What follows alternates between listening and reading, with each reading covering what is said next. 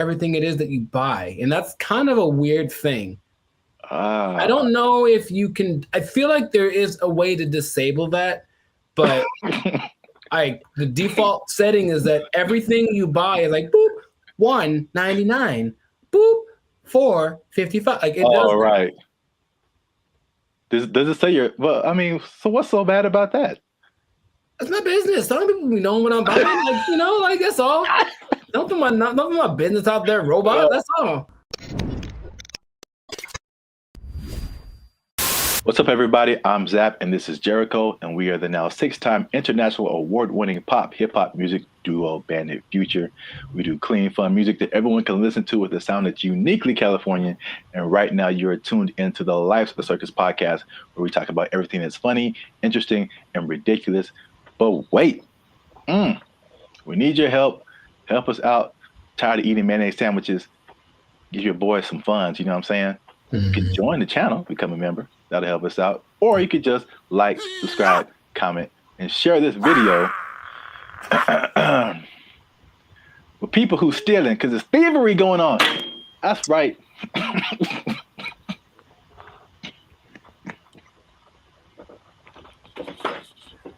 Here's the thing about that. I don't know what you're about to say, but this is going to be weird, almost like a devil's advocate thing. But like stealing is really fun.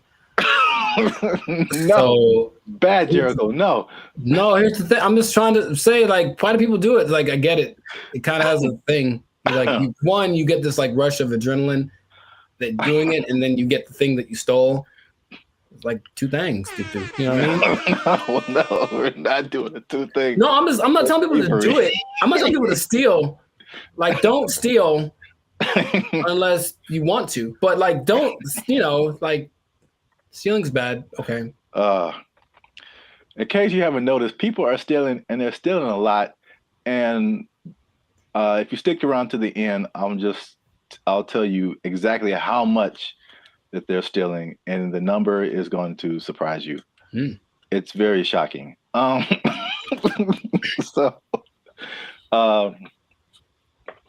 Stealing is bad. Okay, you shouldn't steal. But I'm bringing this up because it's affecting me, and that's the most important thing. Oh, look, Jericho, the self-checkout line. Do you ever use that? That's all I use because people are gross. Oh, okay. That's your primary reason? No, it's faster. And the thing is, people don't get in it. That's the thing. It's faster and no one gets, like, it's always, there's 20 people over here in the line just coughing on each other. And then there's nobody in the self-checkout. I just go there. I didn't really think about it like that. My number one reason is just the speed and just being able to like get in and get out. But that too. That's like number two, yeah. I feel like people don't go to it because they're afraid to use it. Well, there's nobody there. It's kind of creepy. I mean, there's a person sitting I guess to make sure they don't steal, which is totally not, they're not there half the time. So they're not doing their job. I feel like, well, I was kind of leaning more towards the technology aspect of it. Oh, okay. It's just like, I feel like there's still a large number of people, especially older people, who are just like, computers just don't really make sense to them. It seems more complicated in their minds to use the self-checkout than to just go through the line and have a cashier ring everything up. At least, I don't know, that's just my hypothesis. I digress. I mentioned the self-checkout line because that's one of the big places people are stealing. So stop stealing. Stop stealing because... Well, you know what about that too, that actually could be a deterrent for people to use it? Whenever you buy things on the self-checkout line, it says out loud how much everything it is that you buy. And that's kind of a weird thing. I don't know if you can, I feel like there is a way to disable that, but the default setting is that everything you buy is like, boop, $1.99, boop, $4.55. Like it does. Right. Does it say well, I mean, so what's so bad about that? That's my business. Some people be knowing what I'm buying. Like, like that's all. Don't put my business out there, robot. That's all. It's just a price. I don't know. No, if it was like one box of condoms, $12.99, then it would be like, hey man. Yeah, I don't. I honestly feel like there's certain circumstances where it says something about what you bought, but not like that. Not like that now. Okay. Well, anyway, so people are getting these self-checkout lines, and they be stealing, man, and they're stealing so much that one of the major places that they are stealing is Target, man. Target is or Target if you're uncivilized. They're having a big problem with stealing, and it's so much in the checkout lines that they are reducing the hours that the checkout lines are open, and it's like making people upset. And it would make me upset too, because I hate when I'm like I'm running in to just get something and get out, and it's like all the self-checkout lines are closed, and you have to go to the line. Which I told you the other day, there's some lady in the store just buying $100 worth of nothing, like just stupid stuff, man. And I got like a candy bar. I'm just like, the people that there are people that actually will look at you and say, "Hey, go ahead, just go ahead. You only have one thing. Go ahead." Yeah. And there are the people who look at you and for sure, like, I'm not letting this person. Yeah, I was here first. Decision they make. I will not let you in front of me. I don't care if I'm here for 5 hours. You'll be here for 5 hours and a minute. Yeah. Yeah, it's so anyway, the checkout lines there, some places are reducing them to like, I think it's like 10 a.m. to like 8 p.m. or 7 p.m. or something like that. But it's only like basically early in the morning and then late at night, like you can't use a self-checkout line. And then in one extreme case, they put it like 10 a.m. to noon, and that's it. And the rest of the time you have to go. What's the point? I don't. People steal it, man. It's just, they can't stop. Yeah. It's when I tell you how much they've been stealing, you'll be like, oh. Well, here's the thing about that. Of all the places that stealing is fun to do from, which is a weird way to say it, Target's probably doing it for. Yeah, no. Target's probably up there. Target's pretty great. It's a big red Target, literally, and they have all the things you want. Yeah. I'm not saying that I have or haven't done it, but I'm just saying that that's a place you might want to go if you're thinking of stealing. Also, Bandit Future does not advocate stealing. Pay for everything that you possess. You're just making it sound really attractive. I don't understand. Oh, I mean, that wasn't my intention. I'm just, Yeah, stealing is fun. I'm like, wait a minute, it's not where I'm trying to go. Oh, okay. So I don't want to be like I don't think fun is the primary reason. Have you done it? No. But if I would, it's because I needed something or I just wanted something that I couldn't afford to have. Oh. Haven't you seen Aladdin? Yeah, it's He's having fun though. Ahead of the gotta eat to live, gotta still to eat. Tell you all about it when I got the time. See? He was fighting for his life, man. He made a song about it though. He's having a good time. All right. So how much? Okay, let's two things. How much money do you think Target is losing a year from people stealing? I don't know how much they make. I don't either. Okay. So I mean, I'm guessing it's a high number because here's the thing too. Target's everywhere, right? Yes. They cracked down on Target, the security in California, but I would imagine at like 4 p.m. on a Tuesday in Iowa, it might not be much defense if you want to steal something from the local Target. Okay, so Target annual revenue is about 100 billion a year. Okay. So that's a lot of money. That's a lot of billions, but stealing, I would say. So how much is that? 2% of it? What's 2% of 100 billion? 2 billion. Billion? That's the number, I guess. 2% of whatever they make. 2% rule, but for stealing. Also don't steal. Now that we know how much that they make, this number doesn't seem as crazy as I thought. Okay. Because they lose 500 million. Oh, yeah, that's not... Okay, so, right. It's like context. Like in a bubble, that's a lot. Yeah. It's a whole lot. It's a lot of money. It's a whole lot of money. But it's like 0.5% of all that they make. That'd be fine. Yeah.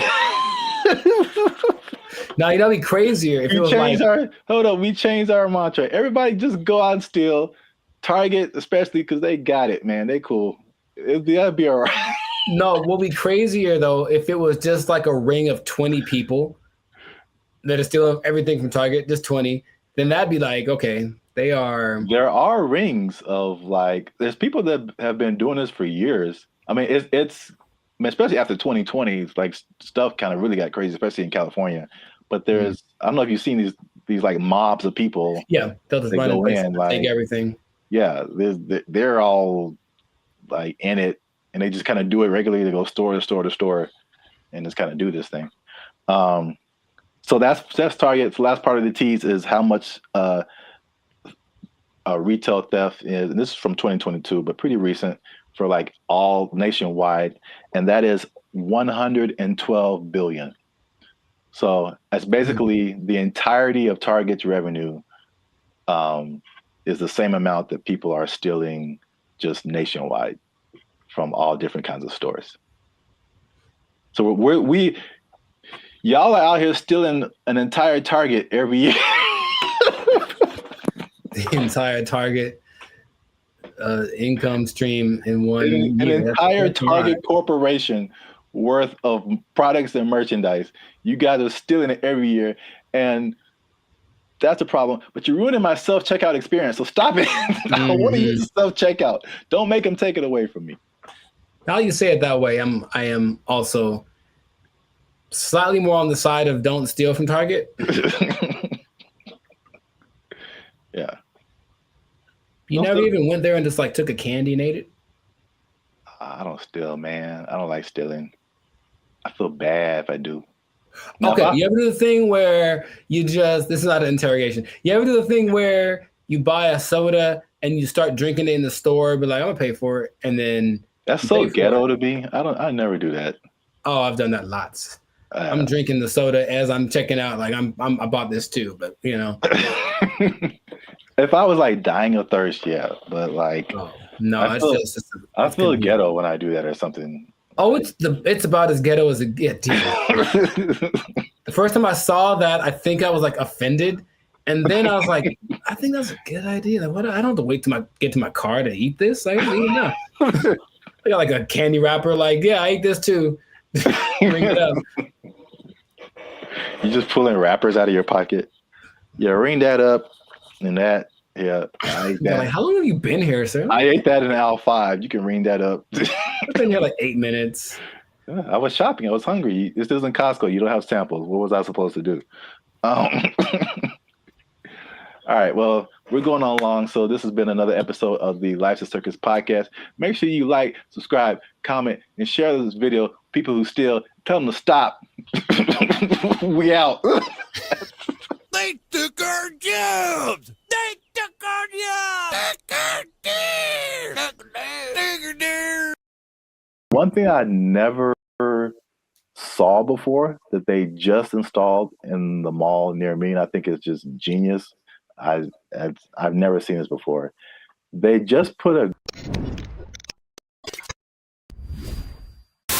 What's up, guys? I'm Zap, and this is Jericho, and we are Bandit Future, a now 6-time international award-winning pop hip-hop music duo. We make clean, fun music that everyone can listen to with a sound that is uniquely Californian. And now, right now, right here, right now, Baby. right here, right now. Yeah. You're listening to the Lives of Circus podcast. Well, my voice went really high. Where you're talking, where we're talking about things that are funny, interesting, and ridiculous. But before we get started, make sure you like, subscribe, comment, and share this video with at least 2 people who like to go shopping. And make sure you stay to the end of the video because a lot of people thought that malls were closing down, but they're very much alive. And I'm going to tell you 3 reasons at the end as to why that is the case. Bam. Intro. Nailed it. Okay. I like it. The rest of it, I don't know. Well, it's all about how you start and how you finish. The middle can be like, like a plane. It's like, all right, we took off right, a little choppy in the middle, but if we landed right, everything is all forgiven, I guess so. And if something is wrong, then you can sue later. Emotional damage. Yeah. But yeah, so today's topic is all about the American mall, America pastime, if you will. Jericho, do you still go to the mall? Is that a thing you do? Where do you do your shopping, my brother? Dude, it's always going down in the mall. Meet me in the trail, it's going down. Meet me in the mall, it's going down. That is one of the greatest songs of all time. All right. Beyonce made one of the greatest albums of all time. That is one of the greatest songs of all time. All right. I'm gonna let you finish, but Beyonce had one of the best videos of all time. It's just so good. I do. I like that song so much. Like, oh my gosh. I do think about that more than I should. It's so good. It's just such a if you just I guess I think about the lyrics too much because it's just like wherever this guy goes, it's going down. I know. It's like, how cool is this guy? You can meet him anywhere, and anywhere he is, it's going down. He's pretty cool. I mean, gangster, man. To me, never met him, but seems pretty cool. I'll still go once in a while. I don't like shopping that much, but I always liked going to the mall. I just like the vibe of it. It's where you went to pick up girls in high school for sure. But just even now, I'll still, if I got some time to kill. Oh, and they have Cinnabon there. Good Lord. I mean, tell me that place isn't run by Satan. You ever eat a Cinnabon? You have to take a nap halfway through. I'll go there just because I kind of like it's like a realm of industry that I never really thought of too much until I was older. Actually, after watching an episode of Daria, it's really weird. But it was kind of like this episode about the mall culture in general and how like places got big like Cinnabon in malls and what an interesting concept it is. But not like a little, outdoor, but like a big, huge Ontario Mills style, or like the big one in Minnesota, that kind of mall thing. It's just a vibe. It's commerce. It's kind of like capitalism in its friendliest. It's like, hey, here's a lot of stuff that you probably want all in one place. You can come get it and spend time here, and it smells wonderful and it's fun. So I always liked going to the mall. So I'll still go once in a while, but I usually know that I have another option. Now, I don't have to go to the mall to get stuff that back in the day I did. Yeah, I mean, I'm from Alabama, Montgomery specifically. We had basically two malls. It was the Montgomery Mall and the Eastdale Mall. Montgomery Mall was it was all right. It was kind of small. Eastdale Mall was a little bigger, but not compared to what I've seen out here. Like Ontario Mills. Yeah. You mentioned that is huge. The Glendale Galleria, huge. Yeah. What's the one that's like off the 5? Oh man. Fox Hills. No, like it's like the Citadel, something like that. I know what you're talking about, but I don't think I've actually ever been there. I think it's either that or something, or Cerritos. The Cerritos Mall is huge. It's the Beverly Center. Yeah, a big. Yeah. Yeah, I mean, the malls are. I guess we don't really think about it, but they're still around. They're still huge. So I'm gonna just throw some numbers at you because I thought like after COVID, like that was it because like it was a crazy time, and you saw a lot of business, like a lot of big businesses, Yes. from bankruptcy. Wow, words. Yeah. I remember J.C. Penney was a big one. Bed Bath and Beyond got hit by COVID. Toys R Us. Oh yeah. R.I.P. Just, for the rest. That's legit R.I.P. right there. It's like yeah, like big flagship store. I'm not talking like a little, Radio Shack or Circuit City. I'm talking about like the biggest store in the mall is like shutting down. Like, there's gonna be no more mall. Plus, what I thought with e-commerce, the Amazons of the world, it's like, okay, people got used to getting stuff delivered to them, and it's like, why go out? I can just get it on Amazon or Walmart.com. So the numbers, however, say the opposite. So malls work with like an occupancy thing. So basically, it's like the number one indicator of how successful the mall is. So the more occupied it is by retailers, the more successful the mall is. So mall occupancy was 89 to 95% last year. 92%, and you're doing good. Anything above that, you're doing good. So malls are healthy, they're thriving. And this is what happened that I didn't really realize is that when the stores closed, it didn't necessarily mean that was the end of the mall because in case you didn't notice, a thing called inflation has been happening. No, I didn't notice. And so the price of everything has gone up, including rent. They just opened the space back up and they charged more because it was a new tenant. Traffic is actually up. Sales are actually up. There's actually waiting lists in some places for some stores to get into the malls. And so I get into these. There's three things that are really happening. You touched on some of it at the beginning. Okay. But I can at least give you this one on the retail side. It's basically people are finding out that, and it's kind of odd, I guess. I didn't expect that to be the way it is, but retailers are finding out that people aren't necessarily making that purchase online. They're just kind of like browsing. It's almost like TikTok, right? You're not really connecting with anybody. You're just scrolling through and seeing what's available. And they're making more concrete decisions in the store. And so the digital part is like getting people to recognize you and who you are, but they're actually seeing more sales being converted in the store, or it's not necessarily that, but it's costing them less to get people to buy stuff. Basically, makes sense. I think. Oh, go ahead. No, you can go ahead. That there's no replacement for retail therapy. I think people that love to shop, I can imagine the people that love to shop, that dopamine rush of having those 2 plastic bags when you come out the department store. You can't replace that with this. Oh, we'll just bring it to you. It's like nah. It's like, don't bring me I want to go catch the fish, because it's as satisfying to actually catch it and have it as it is to pay for it. So I see that as being the thing that drives people more than anything. Yeah, and then online stores are actually there's stores that have started online and they're actually moving to like the brick and mortar type stores. So a few of those companies, one of them is Warby Parker. Have you heard of them? No, I don't know what that is. Okay, I see their commercials all the time. They do like eyeglasses, stuff like that. Okay. Another company called Allbirds that I haven't heard of. And there's another company called Wayfair that I have heard of. I've definitely bought stuff from their company.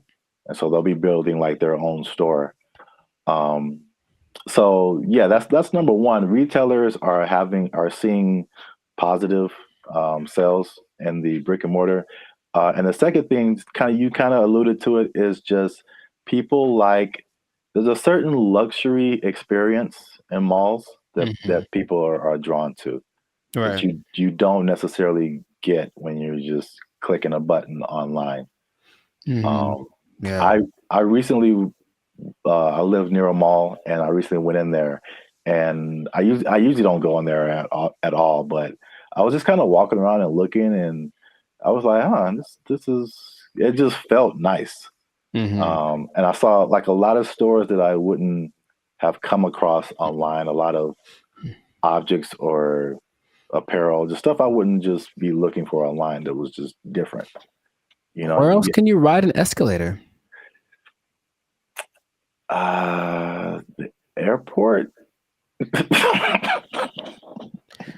Yeah, okay. So that's two. But I don't go to the airport as much as I go to the mall. But honestly, it's kind of a cool thing too. Like, especially that big one that's always in the middle and everyone's going up, and it's like the promised land appears, so they're kind of going there. Everyone looks it's really interesting, but I think if you pay attention, you see the excitement of people going, I'm about to buy something. Yeah. And they get to the top, like, we've arrived, and it's just got a cool atmosphere. It's like an environment, like a built-in environment, like the people there. They'll have a little entertainment once in a while, especially in the 80s that had all the people that were singing there. But in general, it's just the fact that people are all there, usually in a good mood because they're getting the stuff they want. It's a nice place to just hang out. Right. Yep. Perfect segue. That's number 3. Is that the mall is just in general an experience for people. And I think what adds to that, or I mean, they actually listed it here too as well. It's not just the stores, but everything else is happening too. So in some malls, they have stuff like go-karting and video game arcades. I know there's some malls that have like a trampoline thing you can jump on if you feel like it. And of course, the restaurants, the movies. Oh, the movies, yeah. All kind of good food. And one thing I never saw before that they just installed in the mall near me, and I think it's just genius. I've never seen this before. They just put a grocery store inside of the mall near me. And that's literally the first thing I see when I walk in. And it's very weird because grocery store and mall are two different things in my head. But you're already shopping. I guess it makes sense. Well, from a psychological standpoint, I've never seen that. And that makes a lot of sense because from a psychological standpoint, when people buy stuff, like they're more likely to buy stuff when they've already bought something. So they're kind of in the mode of buying. So I'm going to the store to get my vegetables or whatever, groceries, normal. And then if you're in an environment where there's other stuff you can buy, they're like, you know what? While I'm here, I might as well see if they have and all of a sudden, there you go. You're selling more than you would have. So it's like the stores and the mall have like this kind of symbiotic relationship in a way. So yeah, that makes complete sense, but I've never seen that. Yeah, that's the first time I ever saw that. And it does make sense. And also, you know, like the concept of a mall where you get everything. Like I would, like in my mind, it's like if I'm running errands, it's like, okay, I got to go to the mall, then I got to go to the grocery store, then I got to go to this place. But if they're all in like one place, you can go to the mall, you can go to the grocery store, you can go to the movies, and then play an arcade game. You just spend the whole day at the mall. It's like a physical Amazon, like really, like everything I need is right here. Yeah, it's crazy, man. I want to go to a mall. I just want to go to the mall. I want to listen to that song. Meet me in the mall. It's going down. Get some groceries. Meet me in the club. It's going down. But if someone meets you there, will it be going down? I mean, do you have that kind of? Anywhere you meet me, guaranteed to go down. Yeah, that kind of pull, man. Will it be going down if I meet you in the mall? I think so. I think I can say that with confidence. I think it'd be going down in the mall. And you just play that song and like the murder horn song back to back, and dude, I'm lit. Like it's no. I'll use up all my energy for the day in 5 minutes to watch me. Oh, you know what? I just thought about this. Oh, what? Did you say energy? The mall next to me also has a gym in it. Yeah, I've seen that before. Like, it's everything. You just go to the mall. Yeah, that's so smart because they sold that mall when after COVID because like nobody's renting. They thought it was going to go down. And this guy bought it. And I was like, that's the dumbest thing ever. Like, malls are on the decline and they got a gym in there, you got a grocery store. That mall is bumping, dude. Like, yo. And he bought it at a discount. So I was just like, man, I want to meet the guy. They did an article on him. Okay. There was something depressing about the old malls, though, in some places where they're like kind of abandoned. Yeah. Those are kind of, all right. There's one specifically in Laughlin, Nevada. And I remember being there like, I just feel gross being in here. Like half the places are unoccupied, and the places that are there, they have the same people that were there from the 80s. It's not a good situation. Yeah. But yeah, I like the mall, man. It's a good place. All right, we went way too long. This has been another episode of the License Circus podcast. Make sure you like, subscribe, comment, and share this video with somebody who likes to go to the mall. It's going down anywhere I be, and guarantee it's going down. Hey. Be in the mall. They took our jobs. They took our jobs. They interview people who swear by this. Now, I know you'll be like, were there any scammers? There's lots. Of course. There's lots of people who are claiming this, building cults, and then basically eating French fries behind the scenes. And the most famous, and this is real, well, this guy named... What's going on, everybody? I'm Jericho. This is Zap. We are the now 8-time international award-winning pop hip-hop duo Bandit Future.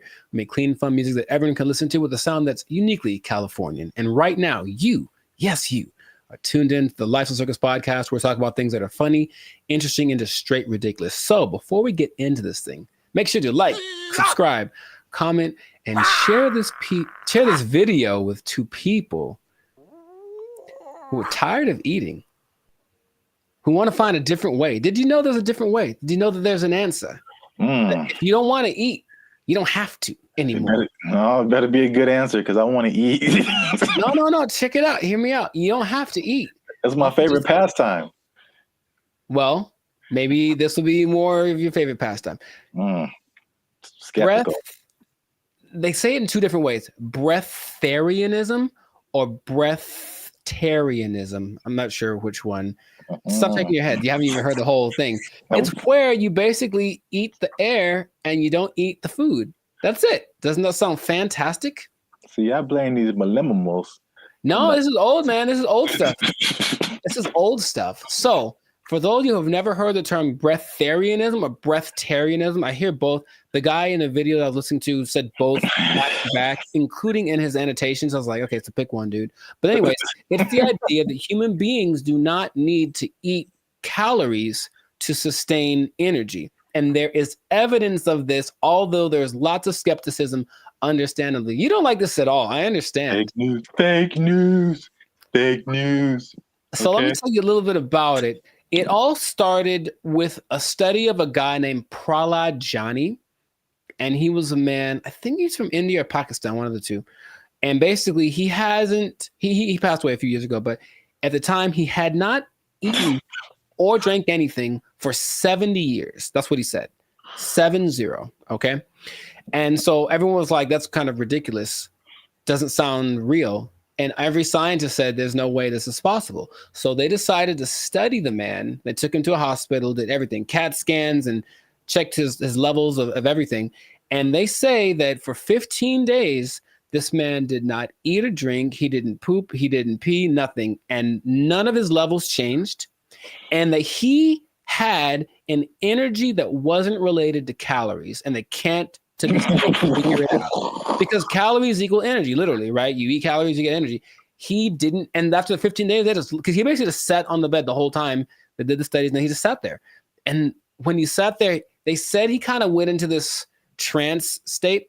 And what they say that a lot of these people do is they're meditating, but the meditation allows them access to a part of the human body that is actually able to process air and sunlight as if you were a plant.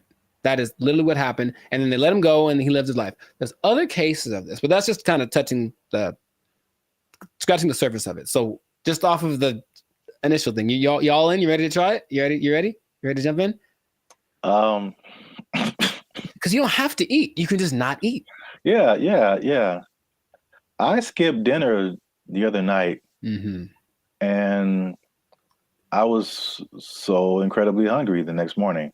So in that little bit of time, I don't think air would have done it for me. I don't understand. I don't think you're really seeing this. You're so. I don't think they're really seeing this. You can be like a tree. You can be like a tree. I'm not for this or against this. I think I am a skeptic as well.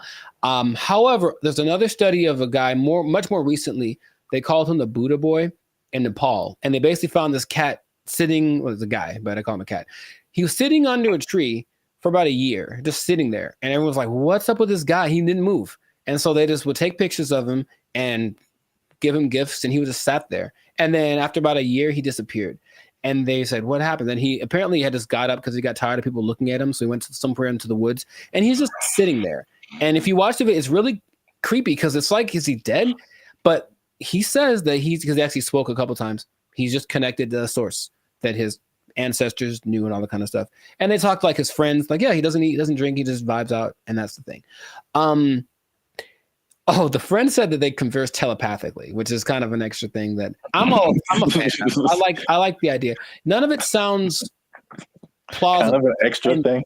Right. And science is all this isn't the thing. It can't be real. Yet there are a few cases of this happening. The patron saint of Switzerland in the 1700s, Nicholas of Fleur, apparently the last 20 years of his life, he only ate light, right? So there was a study done in 2014 about the sun gazing, which is some parts of China say that that's what they do, not staring at the sun, but using the sun as energy. And there was a proof that human mitochondria can actually process sunlight and convert it to energy. That's what science is starting to, okay, maybe there's something to this.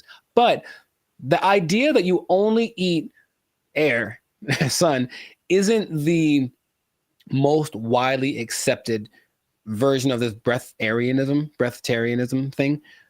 It's kind of a spectrum. So there's 3 levels. One is called BEGO. And that's where you don't eat anything. You don't drink anything. You just exist.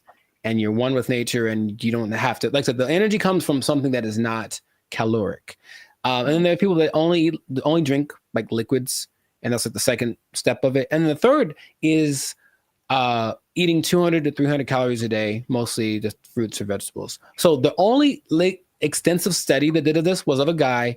They studied him for 410 days, and he was averaging about 200 calories a day. And he lost a considerable amount of weight, but he was fine, right? And the hunger thing is something that goes away after a while because your body learns to cope, I suppose. So it's kind of getting more popular as people are tired of maybe the Western way of trying to stay healthy or be healthy, the standard American diet, which apparently is leaving a lot of people with disease and things like that. They're looking for other things. So they're looking for this thing. Now, another term for this idea is seeking prana. And basically breatharianism is living on prana and taking energy directly instead of what we do when we eat stuff is we take the energy from the thing. But this practice just makes the energy coming directly to us without any middleman, basically. And that's the whole rundown. But they interview people who swear by this. Now, I know you'll be like, were there any scammers? There's lots, of course. There's lots of people who are claiming this, building cults, and then basically eating French fries behind the scenes. And the most famous, and this is real, was this guy named Willie Brooks. And basically he built this cult up somewhere in the desert, somewhere in the United States.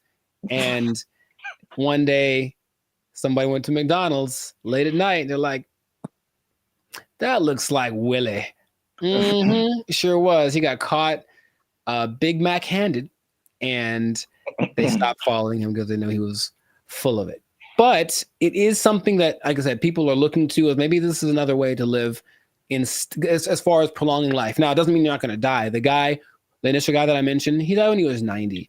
And if you looked at him, he looked fine. Like he wasn't jumping over buildings, but he could walk fine. He'd clear mind, all the kind of stuff. So it's just something that is starting to become, more people are trying it. More Westerners are trying it. Okay. So have I convinced you yet? Are you going to do it? Or what do you think is possible could be happening instead? Okay. There's, of course, maybe they're just eating at night when no one's looking at them.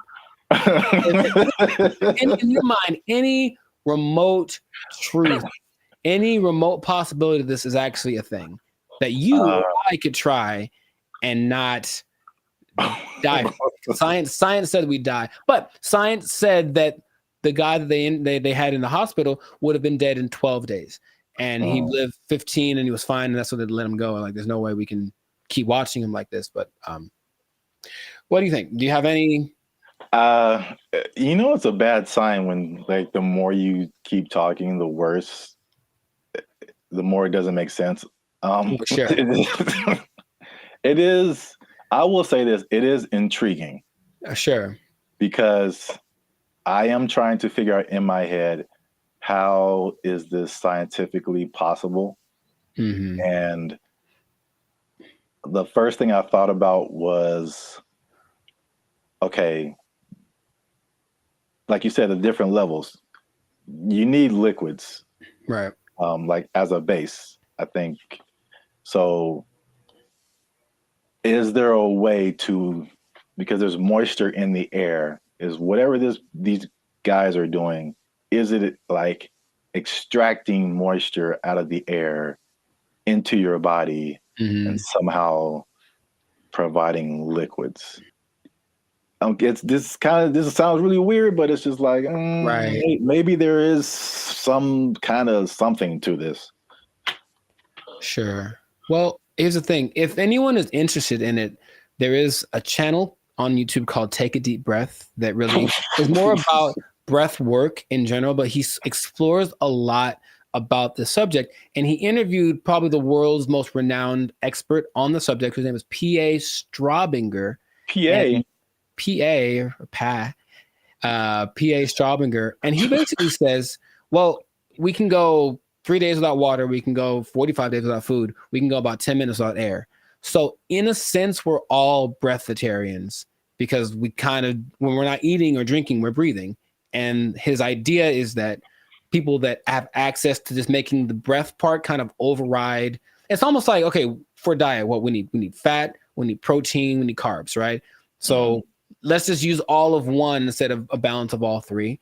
And so the breatharians, I don't know how to say anymore. Breatharian, I'm gonna go with that. Instead of eating, drinking, and breathing, they just take breathing and make that the only thing they do. So in that sense, it's like, that's really interesting. But it does sound very far-fetched. Would I ever want to do it? Not in a million years. It does not sound fun because if you're not, most things that you do when you're social, you're eating and stuff. You're not eating. What are you doing? You're just sitting around. And these people do just kind of sit still. You ever see like a bug or a creature and you see it and it's just there? It's like, what are you doing? That's what they are. They just sit there and they're channeling the thing. So if you have to spend most of your time doing that, I'd much rather eat a steak and then keep it pushing. So that's just me. But so here's my other wild theory as to how it could possibly work. Tell me. Just this makes no sense, but whatever. Sure. You think about, because the light, I mean, in my head, you're doing some kind of Naruto jutsu and you're pulling in moisture from the air. Yeah. That's how it's working in my head right now. I'll take it. And no one can tell me any different.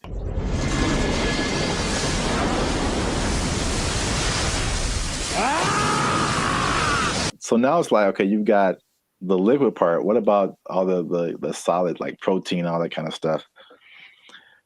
I'm thinking about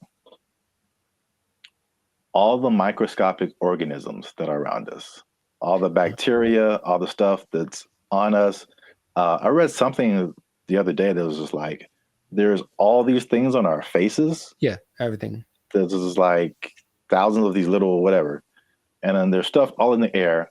What if they're just like focusing so hard on the breathing that they're like intaking all of these microorganisms that have all of this stuff that we have with food? So basically it's like they're eating all the time, just microscopic versions of food. So they're whales. Boom. You heard it here first. People. Boom. I wish I had a mic. Where's the microphone? Breatharians or whales? That's what I heard. Nobel Peace Prize right here. Give it to me. I don't know if pieces of the thing you get for this. I feel like we riots in the street. Guess what, everybody? Closing down KFC and Popeyes because you just open it up and walk around. Oh, what if you opened an air restaurant and just charge people $20? People would go. I know people would go. All right, that's. Oh gosh, I'm $20 all you can eat. It's the purest air from the mountaintops of Sweden. Well, I think that this is a fascinating thing that if people want to investigate more, go for it. But like I said, I'm not going to try it. So if you do, leave a comment that says you tried it and that you're going to live forever because you found Nirvana. I'm not sure. Live your life. But this has been another episode of the Lifestyle Circus podcast. So make sure to like, subscribe, comment, share this video with someone that you think will find it interesting, and just keep this in mind. All right. Let's hit home. If you don't eat, you don't need to buy food. Well, yeah. If you don't need to buy food,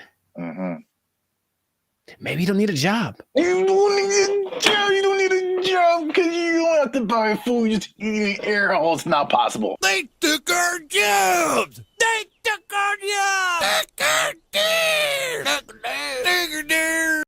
I mentioned that there was this kind of a weird coincidence when you brought this up because I don't know this, or I don't know if y'all know this, Bobby, but I've been reading sometimes.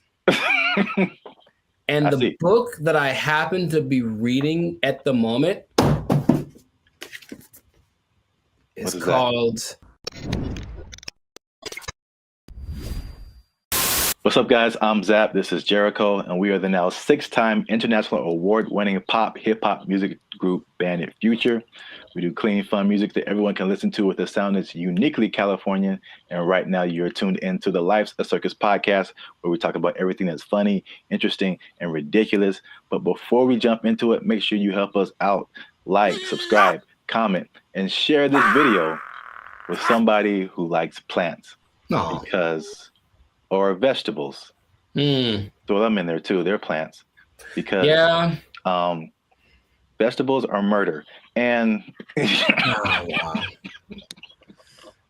I'm bringing it back because there's some news, man. So before we had a couple of videos actually about the carnivore diet, if you remember. And it was just like basically the opposite of vegetarianism or veganism. So instead of not eating meat, you're not eating like vegetables and plants. It's kind of weird. Joe Rogan was all into it. He said it worked for him. Right. But I don't know if you remember, you mentioned a lady who said that plants kill you from the inside. Do you remember her name or like what she was talking about? Her name, no. But she was saying like plants, it was like a defense. Well, yeah, but plants basically as a defense mechanism secrete things that basically make the person who eats them feel bad so they don't keep eating them. You know, which is the thing that some plants, I mean, honestly do. Yeah. Any, creature, but I don't remember her name. Okay. No, it was funny at the time and I kind of halfway believed it, but there's more evidence that has come out now. So there's been a recent study in Japan about plants actually talking to one another.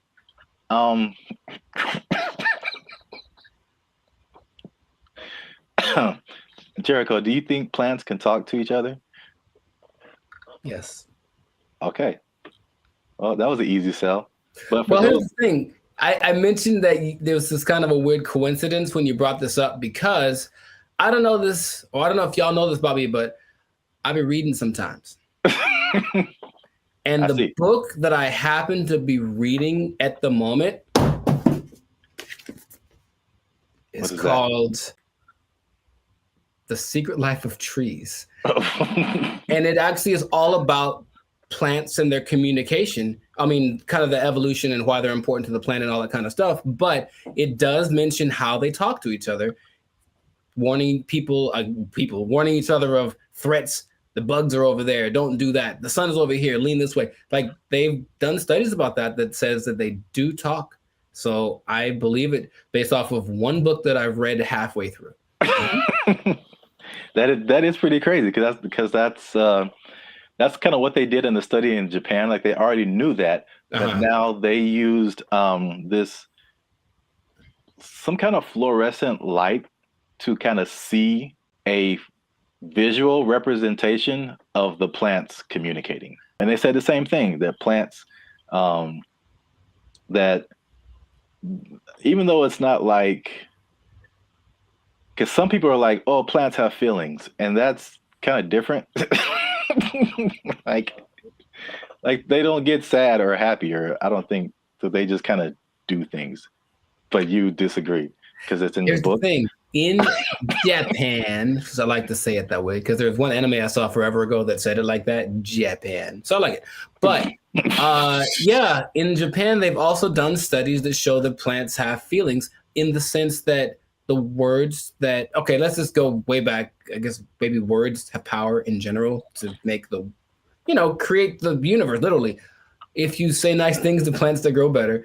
They feel it, like they do. That's their result. And so if you go to Japan, which I recommend that y'all do, and you try the fruit, you're eating fruit one that's really expensive, but it's really good. And part of it is because they actually care for it, like they cultivate it, they talk to it, they massage it, they do all that stuff because they really believe that the plants feel, oh, I feel good, I'll grow better. And I can't say they're wrong. I mean, yeah, I guess feelings in terms of like emotions, like feeling is like kind of sensory. They can sense stuff, but like some people take it to the extent of like, this plant is happy or this plant is angry, or I don't know how far that goes. Because this lady who's PhD, she says he can have emotions because they don't have a nervous system like we do. So they can't, like, you know what I'm saying? Like those kind of feelings. I get you. I mean, I don't think plants get into depression or nothing like that, but I don't know. I haven't read the whole book. Maybe in a week I'll be like, guess what? Break the news. I read the whole thing and it said at the end, plants have feelings, period. So. All right. Well, just to piggyback off of that. So what they also found in this Japanese study is that they released something called volatile organic compounds. So it kind of explains more of this defense mechanism or the communication. So this is what they said. It's kind of in line with what you kind of just said earlier, is that, okay, so a plant, a caterpillar or a beetle or something just starts munching on the plant. And the plant's like, ow. This isn't fun. This is bad. And so they release these volatile organic compounds, and it's like a warning signal. It's kind of like the same thing as like a perfume, like what you would smell, or you've gone by a plant and it smells kind of minty or something like that. Yeah. And so they release this stuff, and it's kind of like a signal, and it signifies the things they eat bugs. And it's just like, hey, come eat the bugs because they're eating me, and make it stop. no joke. Yeah. And so like birds and all kind of other animals are like, ooh, bugs, and they like take the bugs away from the plants, and the plants is like, I got them, and so that, which is like a crazy layer of the universe that I had no idea was happening. Like entire defense mechanisms. And all those relationships between like bugs and plants, which the book talks about. And I've always thought about, like, I don't know how that starts, but a lot of them feel so perfect. The plant does this for the bug does this for the plant, and it has to be something to it. It's like, because they talk about insects, bugs, animals, maybe trees having instincts, but I think there's some level of thinking or communication in there. I figure there has to be something that says, hey, if you do this for me, I'll do, like, it's not just random. So I feel like there is something to that. It's just weird to think about, you know? Yeah. And it's even to the extent of like a bug is attacking a plant and then he releases that stuff. And then like all the other homie plants are like, yeah. And they start helping each other out and releasing all that stuff and trying to like get the bugs away.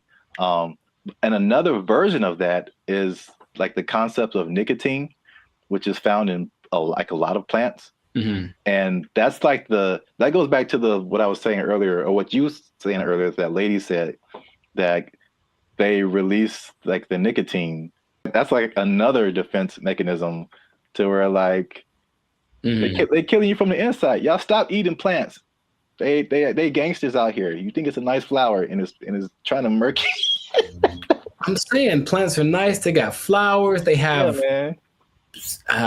I can't remember any parts of the stamen. Maybe they have parts. Okay, that sounds right. Yeah, sure. Stamen, bark, right? Like 7th grade, maybe 7th grade botany class or whatever. They got rings. You can tell how old they are. That's cool. You know what I mean? But yeah. So the moral of the story is plants are a gangster and crazy. So don't mess with them. Eat chicken. Plants have feelings. Yeah, put that on his shirt. They'll get that VOC on you. That what do you call it? Volatile VOC. Organic compound. Yeah. VOC, son. Yeah, VOCs represent. Gang. Gang. If you see VOC spray painted on a redwood, don't hear it. Yeah. But that's it. That's been another episode of the Lifestyle Circus podcast. Make sure you like, subscribe, comment, share this video. Let us know if you've been ganged up on by a plant or if you've seen a plant talking, because people will think you're strange, but we might believe you. Feed me, Seymour. They took our jobs! They took our jobs! Calling us the Doomer generation. And honestly, I'm cool with it, because when I wake up, I get 20 notifications about 30 different reasons I'll never be able to afford a home. I look around, see my computer science degree all framed up, about to turn into an art piece because of AI. Then we're in a loneliness epidemic, but these gas prices and these heat waves collaborating to keep me indoors. And they say it's not going to get any better. So... What's up, everybody? I'm Zap, and this is Jericho, and we are the now 8-time international award-winning pop hip-hop music duo Band of Future. We do clean, fun music that everyone can listen to with a sound that's uniquely California. And right now, you're tuned into the Life's a Circus podcast, where we talk about everything that is funny, interesting, and ridiculous. But before we jump into the topic today, help your boys out. Come on now. Make sure you like, subscribe, comment, and share this video with somebody who likes to go shopping. I see. You know anybody in your life, Jericho, who likes to shop? Maybe. Who maybe gets things delivered? Maybe. From Amazon every Maybe. day? There's a possibility that I know someone. You said close to home, and that was apropos. So. Well, shopping might sound fun, but there's something called doom spending. I'm going to tell you what that is. I'm going to tell you what causes it. And I'm going to tell you how you can avoid it, because it's a negative thing. But you got to stick to the end to find all of that out. All right. Mm-hmm. So, Jericho, have you heard of the term doom spending? I'm going to guess what it is. It's where you spend so much that you open up your banking app, and then there's just a picture of Dr. Doom laughing at you. Huh? So doom spending refers to a phenomenon that occurs when people spend money to cope with stress, despite economic and geopolitical concerns. Bankrate data found more than half of Americans are in debt, and doom spending might be to blame, with 38% saying they'd go into debt for fun. So obviously we are in a tough time right now. Inflation is through the roof. There's a lot going on in the world, wars in various places. There's a poll that was done that said that 96% of people are concerned about the economy. So that's a whole lot of people, pretty much everybody. It's understandable. Yet, with that in mind, 27% are doing this doom spending. So they are just still spending frivolously to a certain extent, and it's affecting different generations. So 43% of millennials, they say, are doing this doom spending, and 35% of Gen Z are doing it. And basically, the concept is just like, well, it's almost like a defeatist kind of thing, where it's just like, I'm never going to really, all these aspirations that I have financially are never going to happen. So I'm just going to enjoy life. Calling us the doomer generation. And honestly, I'm cool with it. Because when I wake up, I get 20 notifications about 30 different reasons I'll never be able to afford a home. I look around, see my computer science degree all framed up, about to turn into an art piece because of AI. Then we're in a loneliness epidemic. But these gas prices and these heat waves collaborating to keep me indoors. And they say it's not going to get any better. So, as a millennial yourself, that's the category we fall into. What do you think about this doom spending? Have you had doom spending thoughts? Do you think people are in your life are doom spending, or do they just like things that smell good? We've been collecting all of the little Harry Potter baby stuff because we're a Harry Potter family. So freaking cute. Not talking about anyone in particular. I'm just, No. Side effects include doom spending thoughts, early discharge. No, I understand the concept. I'm more curious when that. I feel like that's always been a thing, but that term is. Yeah. Sure, give it something that has a ring to it. It's a shock value of a term. People that have bought things like a boat because they said, F it, I'll just buy a boat. And they sure couldn't afford a boat, but now they have a boat. Here with his tailgating tips is a guy who just bought a boat. It's a weird phenomenon, but it's almost like a temporary solution to a permanent problem. So I'm in debt, and I feel really bad about it, and I really can't get the things that I want, and I don't see myself being able to sustain something long term. YOLO, and then just go buy stuff. Yeah. But even that phrase is I think that's kind of permeated, because that's the Gen Z millennial phrase. YOLO, you only live once. This is a Coca-Cola YOLO, not YOLO. No one has said that in like 8 years. A yo-yo. I get it, even though it doesn't make sense, because I'm sure I've been in spots where I'm like, well, I could just buy. I do remember telling somebody once, I may or may not have been drunk, but I told somebody once that I either want to eat like the best food or like the worst food. Like I didn't want anything in between. It was something weird like that. So I'm going to take my money, go buy a really nice meal, and then just eat peanut butter sandwiches for the next month, and then get the next check, and then YOLO. Ed, can you play YOLO to Jessica? YOLO, Jessica. I think some people do, because you get the story, you get the high, you get the dopamine, and then you get the taste, of course, of the great thing that you can look forward to. It's like a little treat, like to like reward myself for like either like some like hard schoolwork, or just sometimes it just serves as a distraction from like what's going on like around me. Whereas the more practical way to approach finances in general isn't glamorous. You're not really doing anything too extreme, right? You're just kind of all level here, and that's not fun. And no one likes that. So they'd rather do the other thing. So it doesn't make any sense if you think about it, but I've been there and I understand why people do it. Just want to spend money. I just really want to spend so much money. Well, here's some other causes. There's some that I saw online, and some that I just kind of made up. I mean, not made up, but just from my observations, I think this is what causes it. Mm-hmm. So it's 5 different things that I found. One that I think is a part of it is just, at least just speaking as millennials, and I know other generations have gone through different things, but I feel like millennials in particular, because it was just interesting to me to see how their numbers, the millennial numbers, are higher than the Gen Z numbers. And maybe it's just, that's because we just have more money to spend. but I think it also might be related just to the life events and life experiences we've had. And so I think one of the first times I was like really conscious about money and the future and like life was 9/11, which is something that Gen Z isn't really familiar with.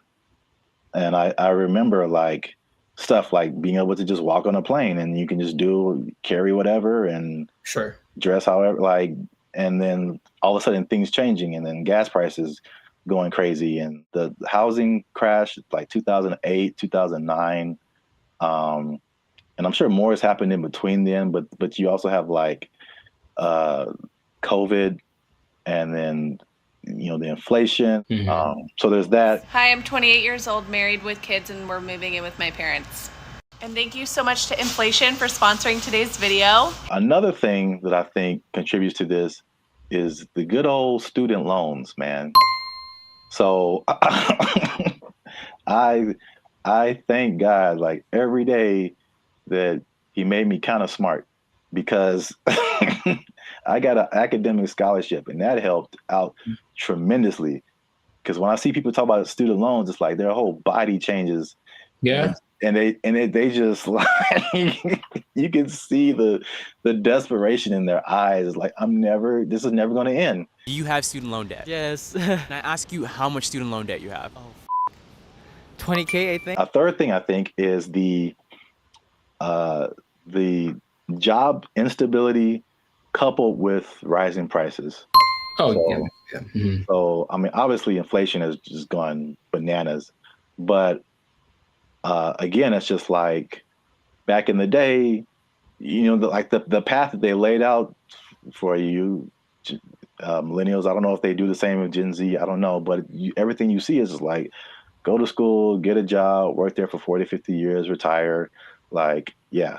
It just doesn't quite work like that anymore. Yeah, and then we were just like, yo, either no one was hiring me or like budget cuts, we gotta let you go, or like it's just always, and then you're going from job to job to job, and it's like, where's the loyalty, the stability? And then as you're losing jobs and losing money, your landlord's like, hey, rent is twice as much now, and you're like, what? $10.46 for this little bit of piece of chicken. Did you not see that? No.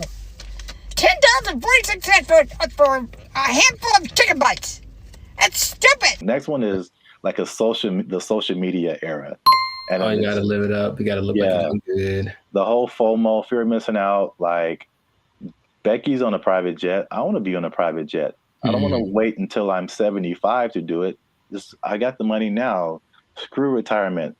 Right. That's exactly what happens a lot of times. Yeah. Yeah. So is that, and then the last one is just financial literacy in general, and just like a long-term perspective. It's just more people just living in the moment, and or they just don't know. They still don't know how to handle money, which is just. This is why I want to say this for last, because I was just gonna get on my soapbox.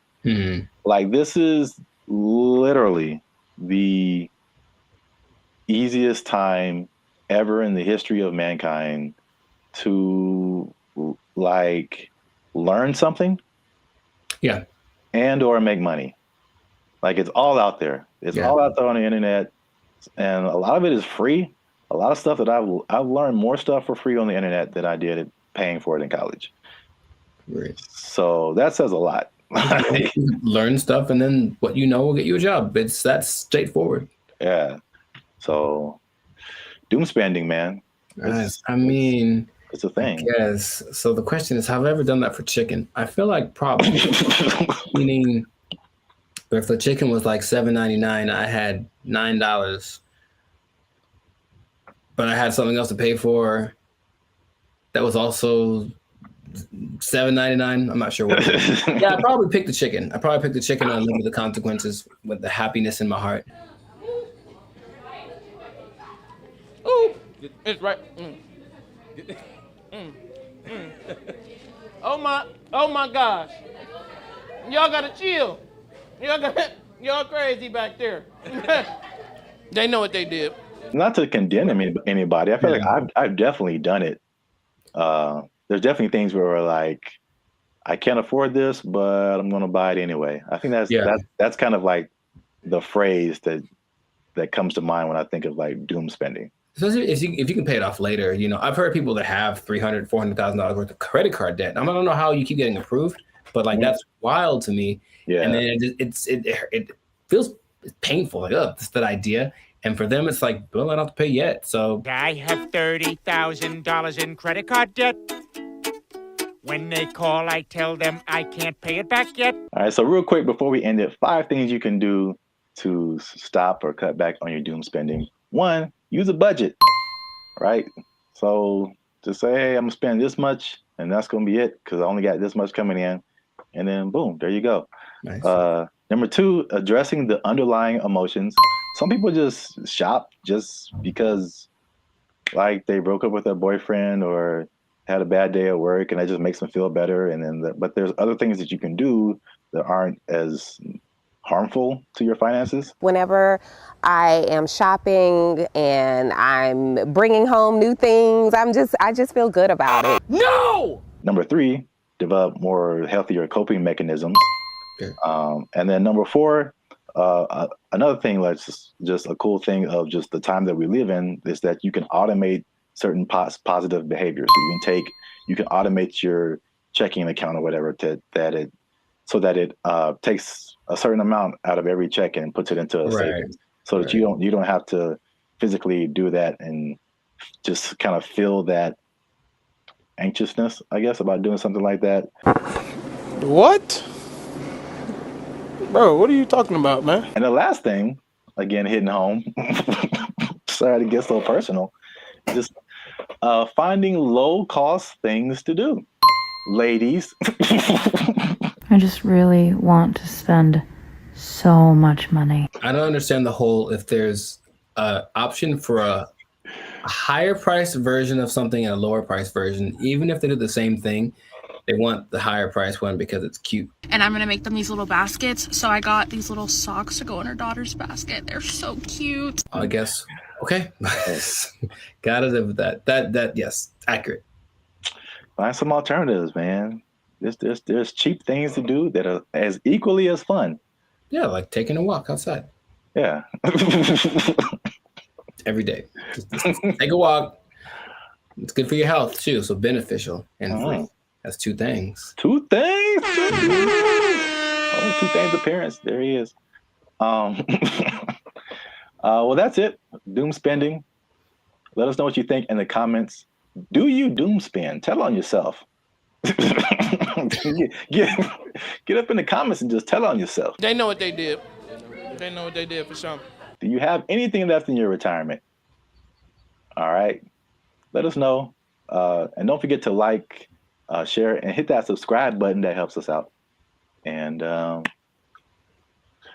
if you doom spend,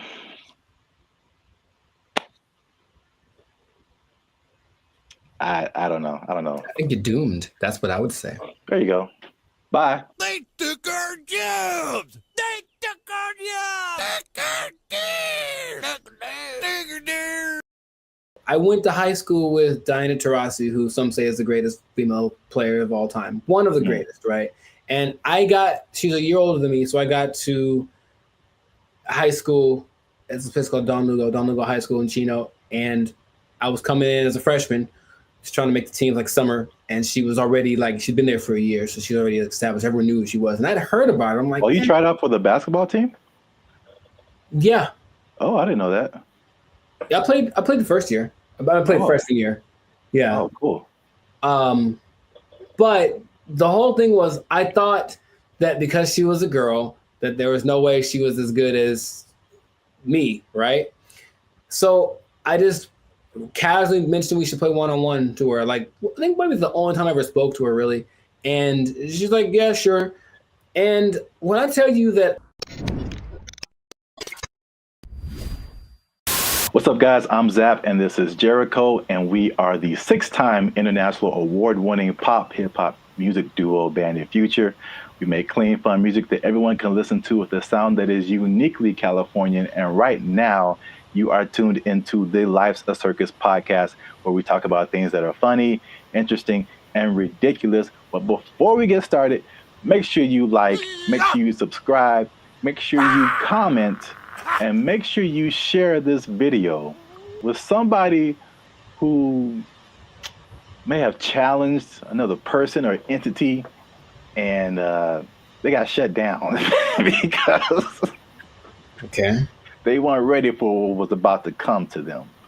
All right, so Zap, do you have an example of that? I'm glad you asked. Okay, so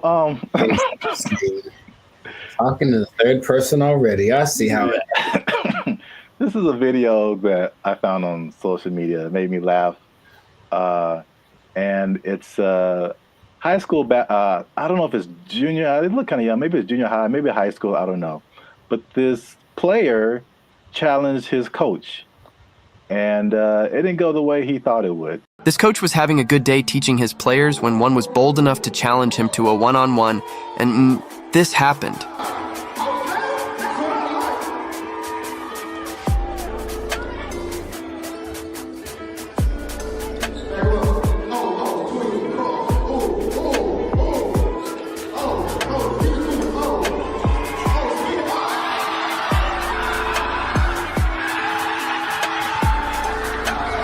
Do you think he would try this again? So yeah. I like it. I like it. Yeah, coach wasn't messing around. I thought he'd get past him, but I didn't know he was going to break the kid's ankles. That was cold.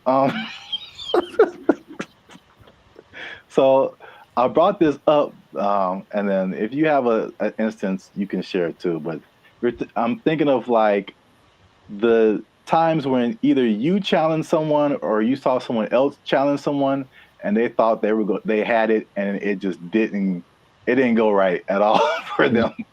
Because I brought up this video because it reminded me, and I think that's junior high. It looked like junior high, not high school. It reminded me of the same thing that happened in my junior high school. Okay. So my school was a magnet school. I don't know if did they have magnet schools out here in California? Okay. Yeah. So we had like people from all over. It wasn't just like people in the neighborhood. And it was a performing arts school. And we didn't have sports. So we didn't have a football team, basketball team, anything like that. So what they did is like people from our school could play sports at like different schools, which is kind of cool now that I think about it. But so we had different players from different schools that went to our school, right? And so I knew like a couple of guys that were just like really good, like insanely. They had handles. I'm talking about basketball.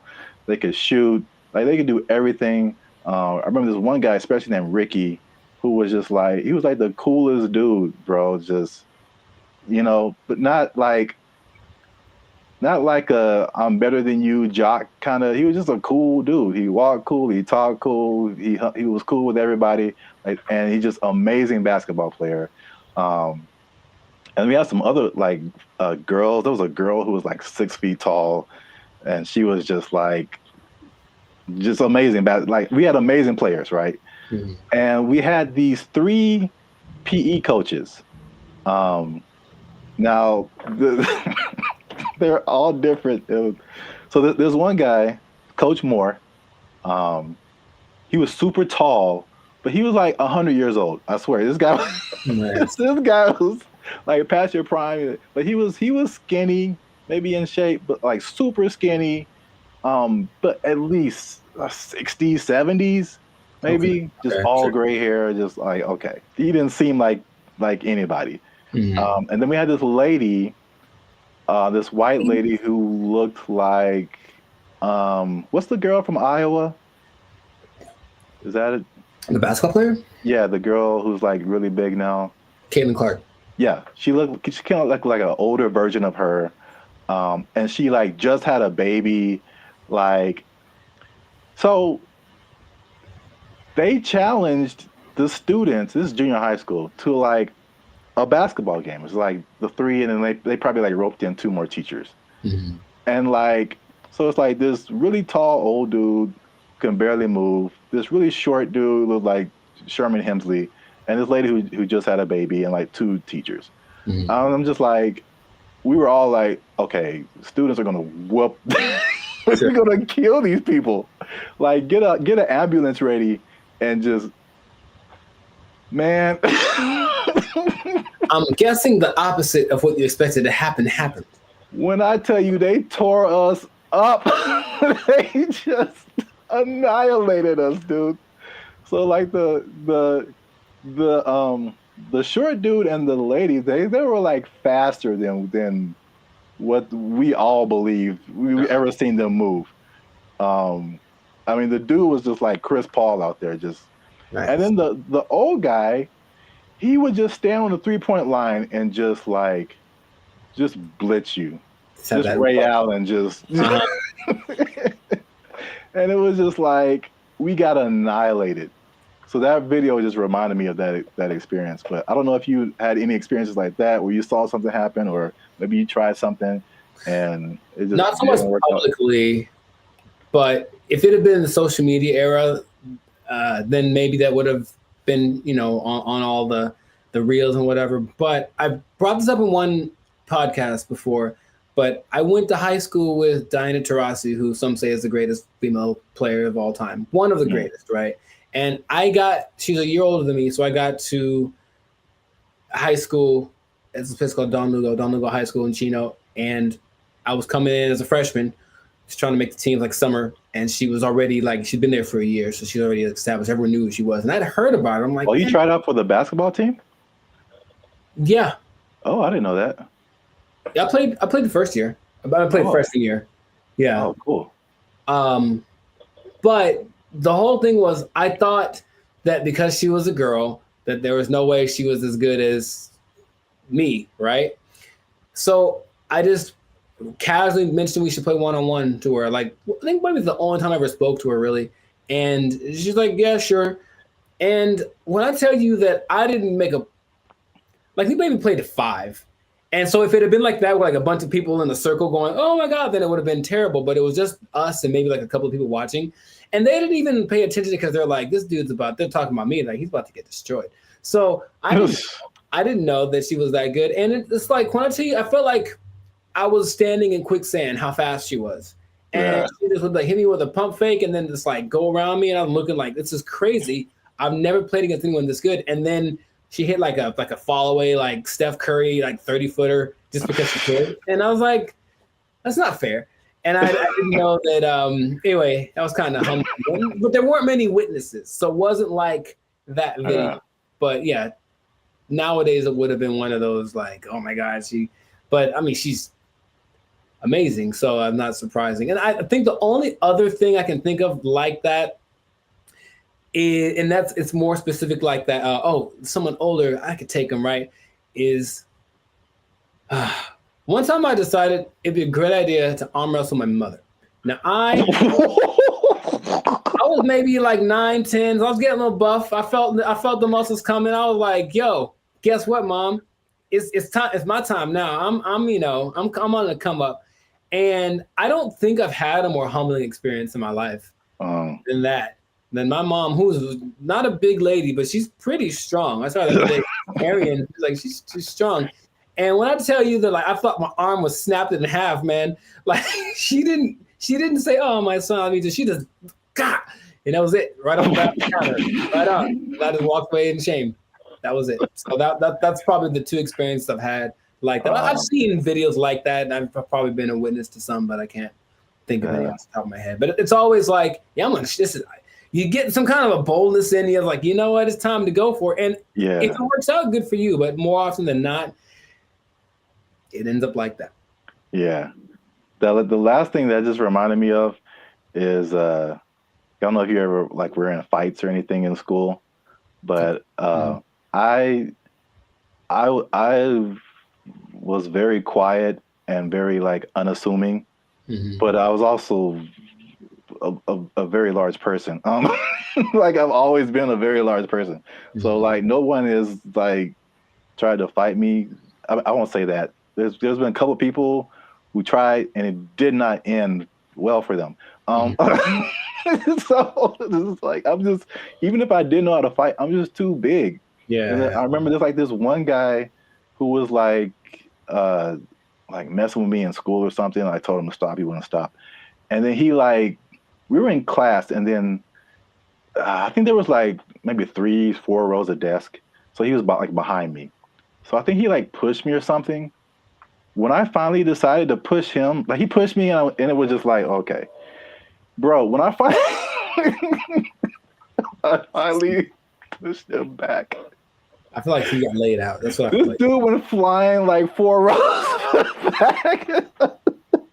It was like everybody was just shocked. It was just like I did some kind of Naruto whoosh on this dude because he went flying. And yeah, that was the end of that for sure. Mm-hmm. But yeah, so I've seen it go both ways. So if you have a story like that, something that happened in your lifetime where you saw somebody try to do something and didn't work out, or you tried to do something and it didn't work out, let us know in the comments, and so we can all have a laugh. Sharing laughter. Yeah. Don't worry, you'll be okay sharing it because it'll just be between us. It won't go to your boss or anything. No. Yeah. You'll be okay at work because we want you to keep your job. We do. We want you to keep your job. Yes, we do. Because if you do something like this, try something at your job and it doesn't work out. Challenge the boss. Don't do it. They might take it. They might take your job. It didn't work out for you. You're fired. Oh. They took our jobs. They took our jobs. Check it out. I do remember how I got rid of her. Do you want to take a guess?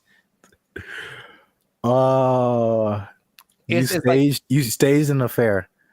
I did not do that. You took a really bad poop and just left it there. She. Why is there a pause? There's a pause.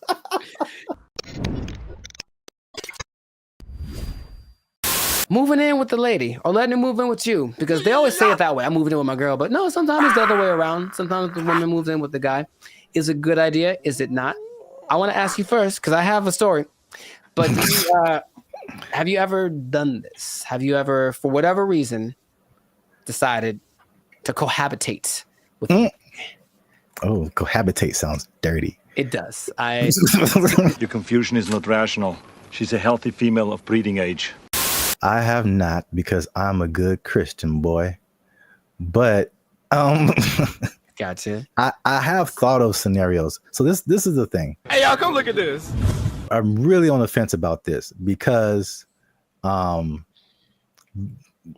I joked about, like being from a church upbringing, it's like that's a no-no. Like you shouldn't do that. Sure.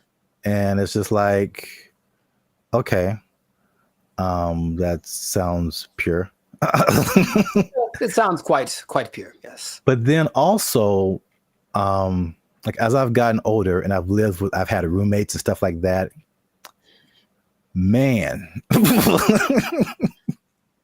you find out so much more. You want to get to know a person, like live with them, and it's just like, wow, that I didn't know that you did that, or I didn't know that you ate that, or I didn't know that you smelled that way on Tuesdays. Mm-hmm.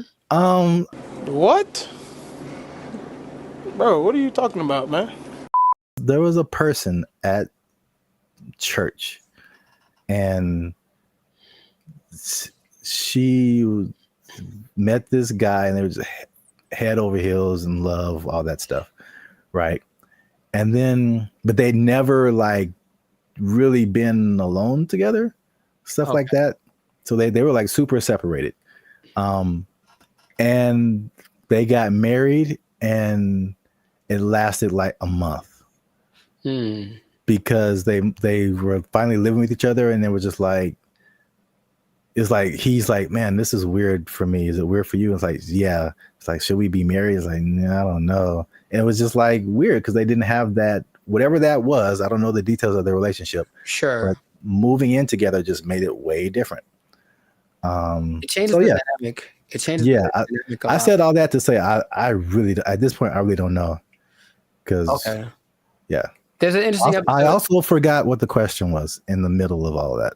Just if you ever moved in with a lady or had her move in with you. Oh, then no. Next. I see. You serious? Well, Rich Cooper, he's a good YouTuber, and he had an episode about it. He's taking questions and kind of compiling people's reasons for doing it. And a lot of them were either financial or kind of convenience-based. So, hey, rent would be cheaper for 2 people, wouldn't it? Oh, boy, let's do it. Or, hey, you live so far away. How about you just stay here so you never have to go home? I've heard that line specifically on TV shows. It's so cliche, right?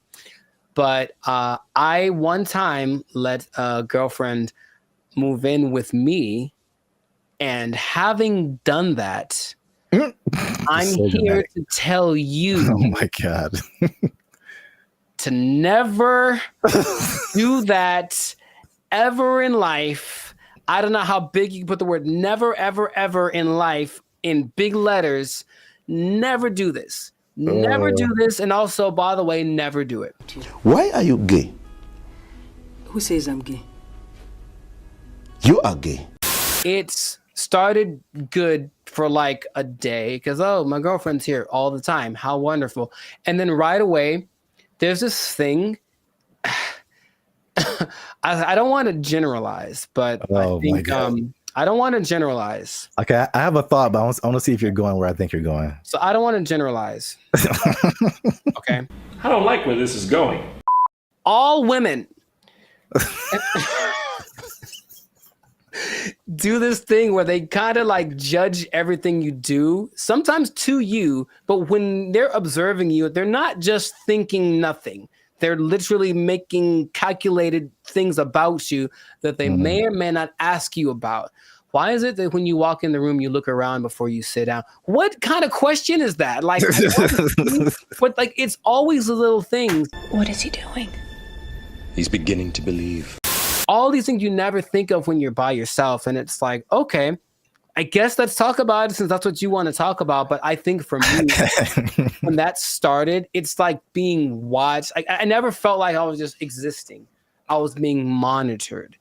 And for better or for worse, and things that they then bring up 2 months down the road about something that I did without thinking about it. Because here's the thing, ladies, for ladies who are watching, and I think this is honestly true, I don't think women are capable of not thinking.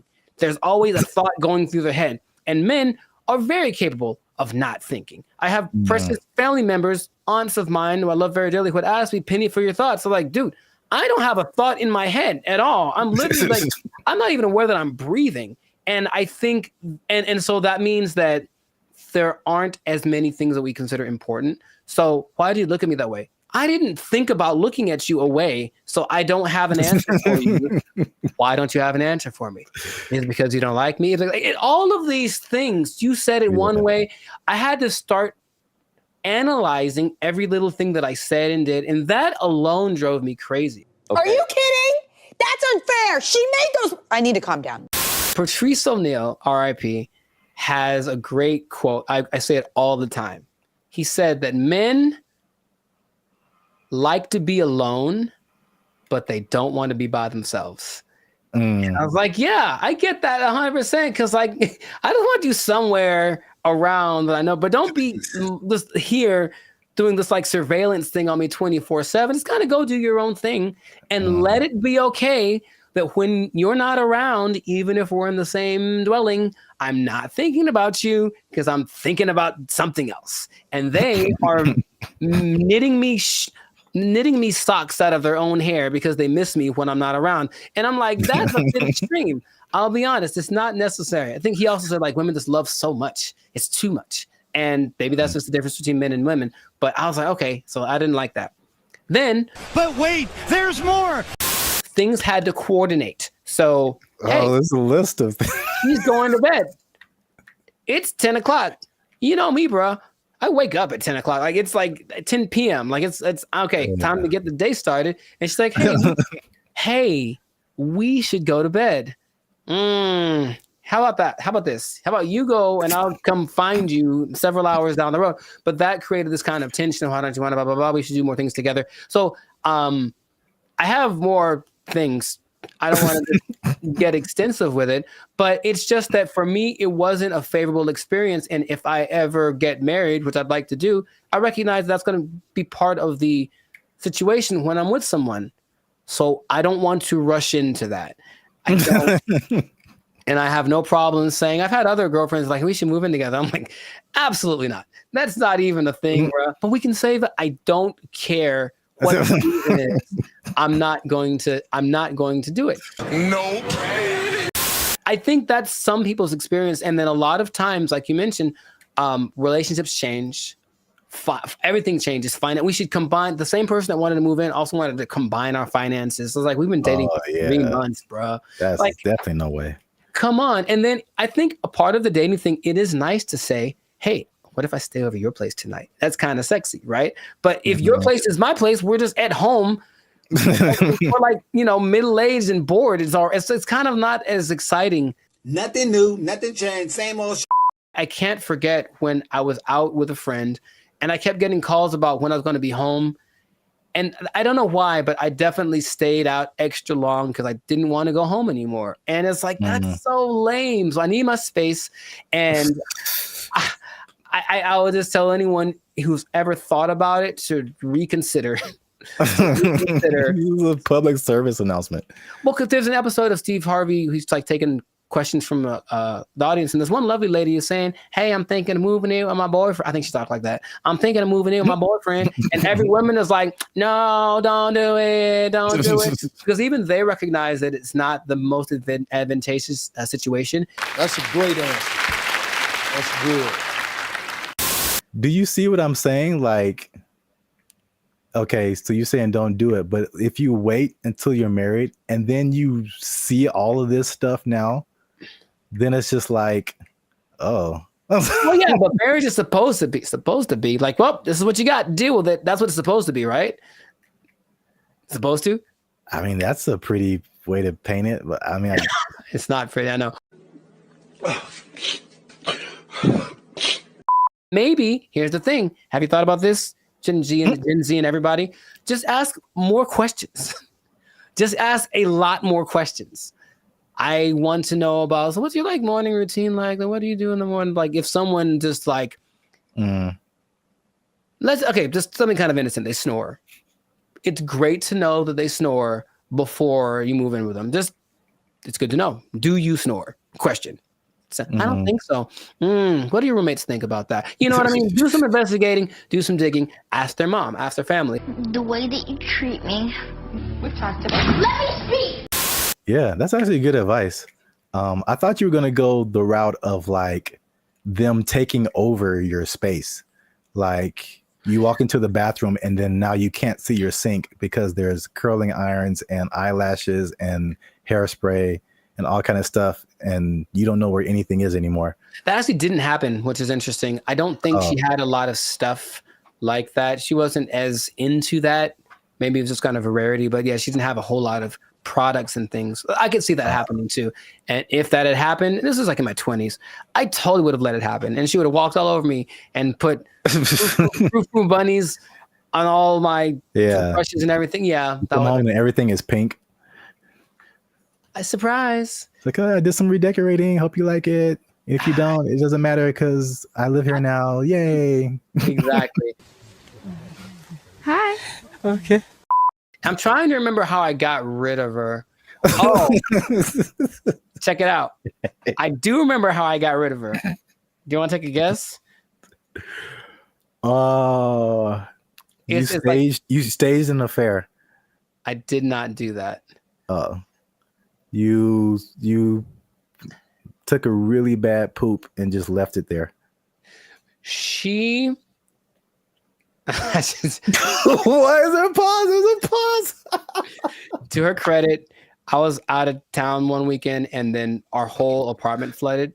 Like all the bad stuff coming out from the toilet and everything. Like one of those. Yeah. Brother, And she actually handled it. Like called the right people and blah, blah, blah. And actually, like literally by the time I got home, I didn't know anything had happened. Wow. So she was good for something, I guess. Like, oh, thank you.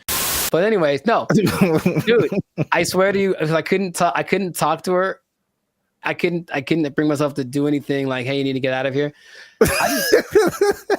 I swear to you, dude, I just moved. I literally just left the place that we lived in. And I said, hey, I got to go. Can you take care of this rent? Because I have to move. And I didn't tell her where I was moving to. And I did it. I've never moved, bruh. I've never moved that fast in my life. I was like, I have 3 hours. I have to get everything on a van and get out of here. And I did it. I called all my friends and I said, guess what we're doing? We're helping me move so I can get away from her. And they all knew the plan and they all helped me. And I'm still friends to some of them to this day. Thank you very much. I moved. I could not do anything else. So this has been another great episode of the Last Circus podcast. Make sure to I know, yeah, maybe. Make sure to like, make sure to comment if this ever happened to you, if you've ever had experiences living with a woman, and also share this with anybody that is thinking about it, because thinking about moving and just leaving your girl there. Thinking about moving and just leaving your girl there. That's exactly who you should share this with. Oh my God. We'll catch you on the next episode. Peace. I didn't think about looking at you away, so I don't have an answer for you. Why don't you have an answer for me? Is it because you don't like me? All of these things, that was their whole identity. Yeah, you're right. And we trusted them. Not anymore. Not anymore. To be competitive, they have taken that away. So now they're just like all the rest of them dogs, them backstabbers, and malcreants. I don't think that's a word even. Malcreants? I'm just mad about it. That's a word? I don't think it is.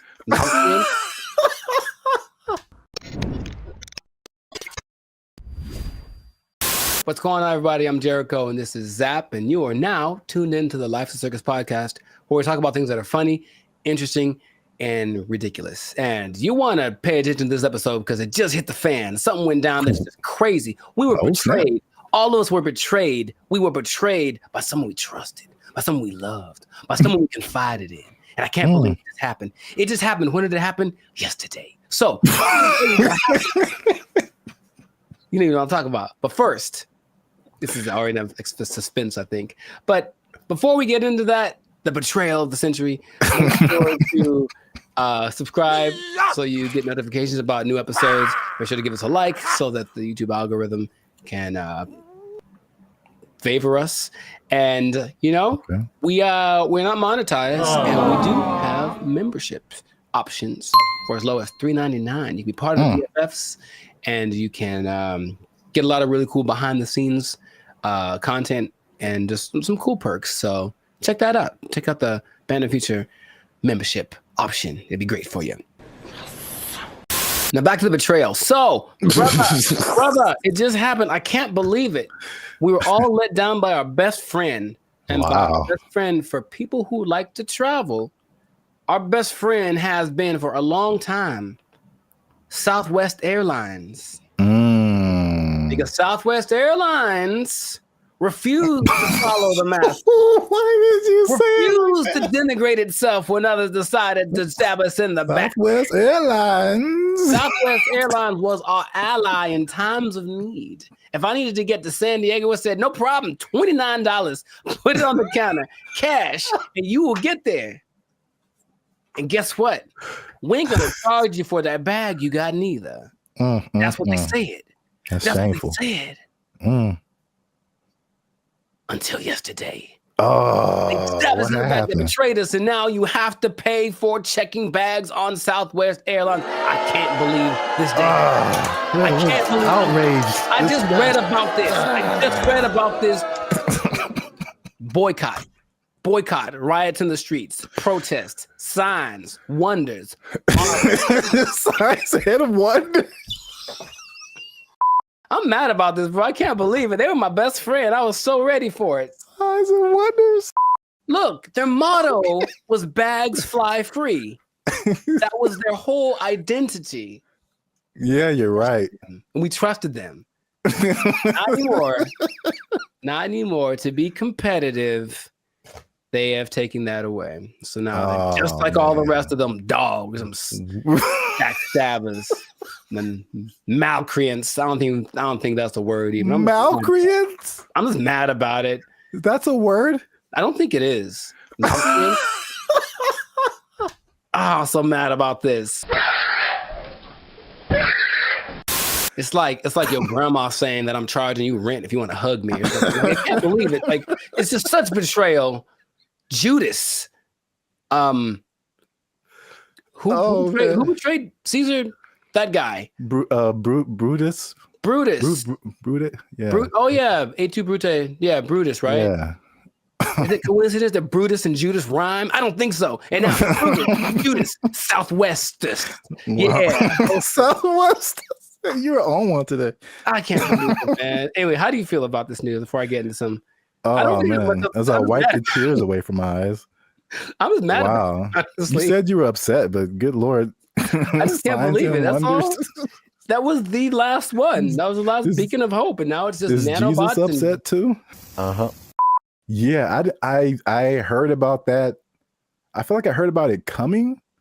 Mm-hmm. And then I didn't know, like yesterday was the day where they were like, yeah. Oh, dang, man. Yeah, yesterday. So I should answer your question, but so did people just pull up and be like, hey, got my free bag? And they were like, nope. For flights booked on or after May 28th. Hey, guess what day this is? Checking the first bag will cost $35 to $45. Oh, $35 for the first one, $45 for the second one. Good Lord, that's a lot of money. You know what? This gives me $1.25 tree vibes. Okay. Well, I never. Yeah. I didn't believe in them as much as I believed in South. Now, something that I don't remember, because I didn't fly as much back in the day, but baggage fees have only been around since 2008. I didn't know that.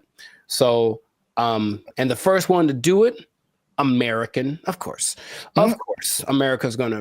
Anyway, I'm not gonna say anything. But basically, yeah, oil prices went up, and then they're like, well, let's probably do it, and then everyone joined in. JetBlue joined in, and Delta and United. But Southwest was true to the cause of the people, and now they say it's just basically to be. I think there's a statement.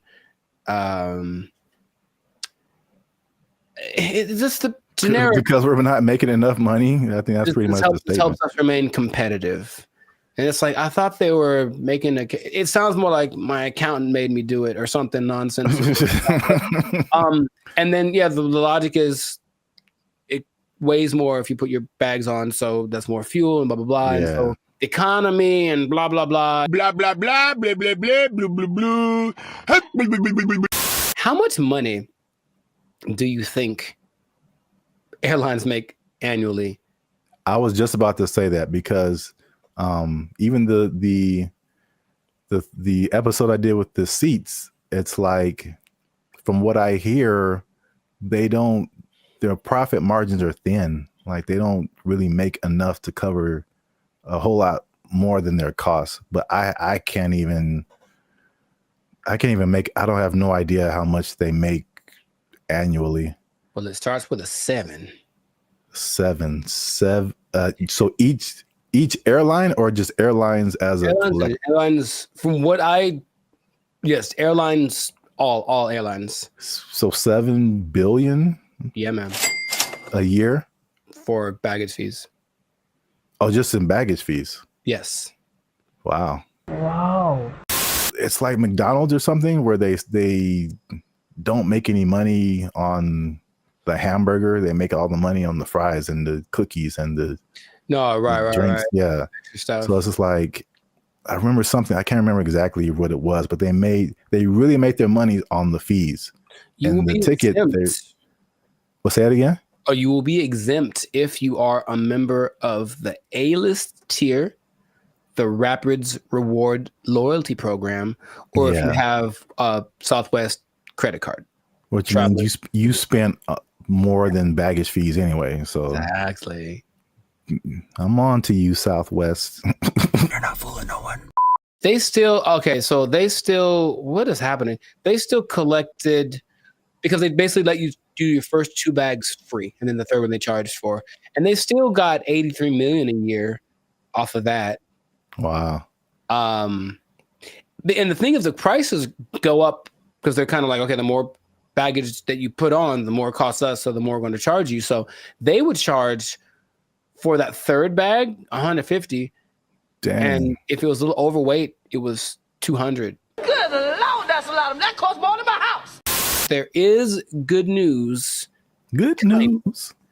Good news, kind of. Depending on your flight, like where you're going to, how long it's going to take, and how heavy your bag is, sometimes it's cheaper to send your bags through like FedEx or UPS. Sometimes it really just depends, but some people do that. And then they have crazy. I know, but it's like that's what it's come to. And they have little ports down there at the airport, so you can pick up your thing, and it'll be for sure. UPS and FedEx are more reliable than than airlines. Oh my god.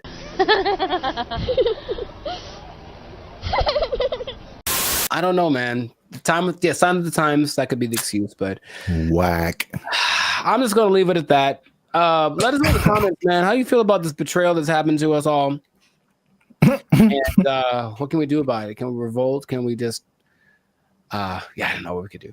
But it's a little bit frustrating. But Southwest, just right to your congressman. I don't know. Is that what congressmen do? They don't want this anymore. Heck no, we won't go or whatever. Make little flyers and storm around the Southwest. They still had snacks, I think, on Southwest too that were free. I think they still have that, which I appreciate. For now. Well, oh man. Anyways, this has been a great episode. Share it with some people that are feeling the pain that I'm feeling. I'm gonna have a drink to the memory of free baggage. They took our jobs. They took our jobs. I sense a faint bit of skepticism in your voice, Jericho. We haven't even skeptical. Is like, is there anything that he's made that has been helpful or that I would know about? We haven't even gone into his claims and what he's talking about, man. Are you saying he's the second coming of George Washington Carver? Is that what you're saying? Are you telling this man, him? It's hard out here for a pimp. Him? Okay, sure. What's up, everybody? I'm Zap, and this is Jericho, and we are the now 6-time international award-winning pop hip-hop music duo Band of Future. We do clean, fun music that everyone can listen to with a sound that's uniquely Californian. And right now, you're tuned into the Life's a Circus podcast, where we talk about everything that's funny, interesting, and ridiculous. Before we jump into today's episode, though, do us a huge favor. Make sure you like, subscribe, comment, and share this video with somebody that you got beef with, somebody that you don't like, maybe somebody that's all up in your grill and making you feel a type of way about the day. Oh, bars. Okay, so Somebody that put a hitch in your giddy up. Is that a phrase people say still? Yeah, sure, man. Yeah, you got it. So I don't think I got it. I've been waiting to talk about this. All right. So the big thing on the internet has been Kendrick Lamar versus Drake. By the way, I think it's fake.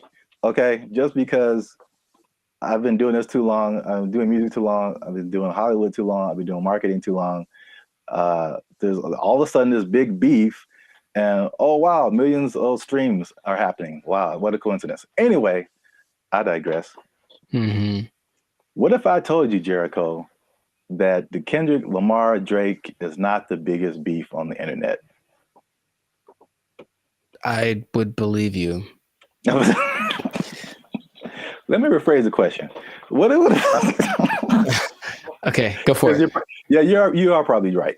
What if I told you that there was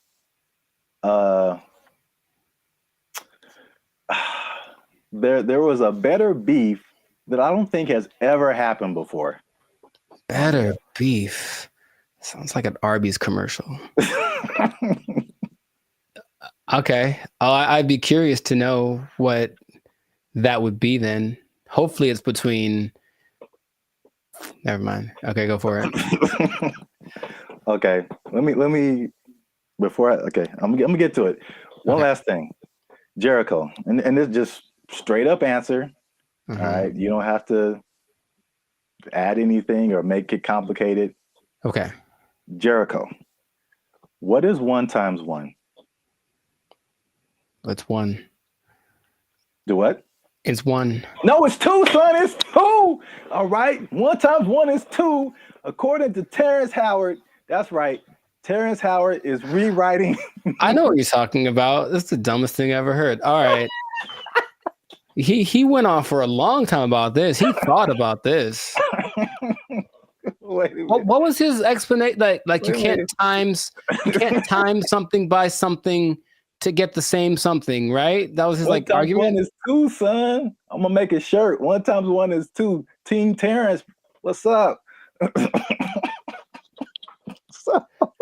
I don't think he's had work in a while, man. He's just trying to be relevant. Like seriously, that's crazy. But go for it. I mean, I guess math needs innovation. Let's just start that. Birds aren't real, and 1 times 1 is 2. Whatever. What revelatory information do you have about this gentleman and his theory? So for people who don't know, Terrence Howard recently went on the Joe Rogan podcast, which I guess I kind of realized, but I kind of didn't, that his thing goes for like 2 and 3 hours. Yeah. Like we talked for 15 minutes and it's hard, man. It's hard. But they have a lot to talk about. And then of course the people that has on they usually have had a lot of things they've done. So there's a lot to explore. Yeah. And I only, when I watch it, I only see clips of it that people made. So I'm thinking, oh, that was the podcast. And it just, then I see the whole thing and it's like 3 hours. I'm like, who watches the whole thing? Yeah. I watch a 3-hour podcast, but that's intense. Yeah. But anyway, yeah, Terrence Howard went on there and it gave me Cat Williams vibes. Like that level of like, well, this just came out of left field. It's just like shocking. But he was talking about things, complex theories, scientific thoughts, things about the nature and universe, matter and energy, mathematics, and just like all this stuff that has nothing to do with acting. And there was a lot of I definitely didn't watch the whole thing, so don't use this as a video to like sum up everything. But I didn't know that he was even into all this stuff. So like smart guy. Yeah, but I mean, there's smart, and then there's like talking about the theory of relativity smart. Like that's just he's like Jaylen Brown smart. Rewriting mathematical equations, and I'm just like, all right, cool. We got to have a couple black geniuses, him and Jaylen Brown and Kanye. Well, anyway, hashtag too soon. So Howard holds 97 patents. Do you know that? No, that sounds like something that he would tell people at a party. I sense a faint bit of skepticism in your voice, Jericho. We haven't even skeptical. It's just like, is there anything that he's made that has been helpful or that I would know about? We haven't even gone into his claims and what he's talking about, man. Are you saying he's the second coming of George Washington Carver? Is that what you're saying? Like telling this man, him? It's hard out here for a pimp. Him? Okay, sure. 97. I didn't know that about him. That's cool. It's 97 expensive to patent things. It is. So I guess that acting money helped out. But he believes many of these patents will, of course, change the world. Some of his notable patents include advanced designs in metallurgy, I think I'm saying that right, chemical engineering, and innovations in flight technology. So at the very least, the man is doing things. Yeah, sounds like it. So, but what really shook up the internet was some of his claims. All right, so we're just going to go through a few of them that that this is kind of tough to talk about because he's talking about things that are beyond most people's comprehension. Sure. And so there's a lot of things that he said or a lot of words, even words that he used that are just not in common vocabulary. But I tried to pull together some synopses and just kind of put it in more lay terms, I guess. Okay. Some of them are just straight up. You can just tell. Like, let's see what Mr. Hustle and Flow's got. I don't know if you saw this part of the podcast, but his first claim is that prenatal memories are real, which most people don't think are, but he debates it, and some other people have debated it. But he said he remembers being inside of his mother's womb. Don't make me laugh. He described detailed memories, such as seeing his hand in utero, and he said he remembers being circumcised as well. I feel like that there's some truth to that, and without having ever studied it, just because it's one of the questions I ask a lot of people when I meet them and I want to break the ice. I ask people what their first memory is. It's just a curious thing because it feels like literally at some point our brain just started hit record. Like this is hitting record. It's all of a sudden like we were playing and nothing is, and all of a sudden something happens and boop, and now it's on, right? So for some people, it's a lot further back than one would think. I don't think I've ever spoken to anybody that said like in utero, but super young breastfeeding, like they remember stuff like that. They remember this. So I don't know if with the 8 billion of us that there are, if some of us aren't capable of remembering that kind of stuff. I guess my question is like, okay, so then what does that mean? Is there something that leads to? Because that's what would interest me. If that means, that means we can turn on the access point of the brain. If that's not, if it's just something to talk about, then I'm like, okay, that's cool, I suppose. Well, I don't think any of his stuff is just stuff to talk about. I think from the overall thing that I got, and then we go into more of his claims, but it's just what I thought was interesting was just the way he sees the world, especially as a creative. It's just a different. It's challenging what has always been like the norm, and just different ways of looking at things. That's cool. So at least on that one, you were kind of like, that's not too far-fetched. Not too far-fetched. Okay. The next one is it might be a little bit beyond me, but again, I still kind of understand and relate. But his next claim is that the universe is built on waves and not particles. He says the fundamental building blocks of reality are not particles but waves. He says this perspective aligns with some interpretations of quantum physics, and his fascination seems likely to stem from the works of physicists like Niels Bohr and Erwin Schrödinger, something like that. Sure. So again, like he's not alone in this. He might be a minority, but people who deal with quantum physics feel like this could be true. I was going to mention that there's something I've read about. It's almost like there's things that I acknowledge that are interesting to me that I wish I had like the mental capacity to process, because I don't think it's a bit above me. But I have read something about like this wave particle experiment where it proves the importance or the impact that watching something. It's a particle experiment. They shoot some kind of electron waves at a target, and depending on whether they record it or not with like a camera, the result is different. Now, how do they know that it's different if they didn't record it? I don't know what they're talking about, but it makes it seem like objectivity has an impact on the way the universe works in general. So I'm looking at you, one thing can happen, or I guess that means that if I'm not looking at something, it could be doing something different than if I was looking at it, which again, what's the point? But that idea is like, I don't really get it. I don't really get it, but I'm like, that's an interesting idea. So waves and particles, would that make the universe? Again, my question would be cool. I honestly want to talk to him about it. Maybe just stare at him while he talks. But what does that do for how we understand the world if that is true? If waves instead of particles are what created? Yeah, change? I feel like I feel like that's a bit beyond me. But I feel like, I mean, it sounds like you're trying to get some practical use out of it, but it's just like, okay,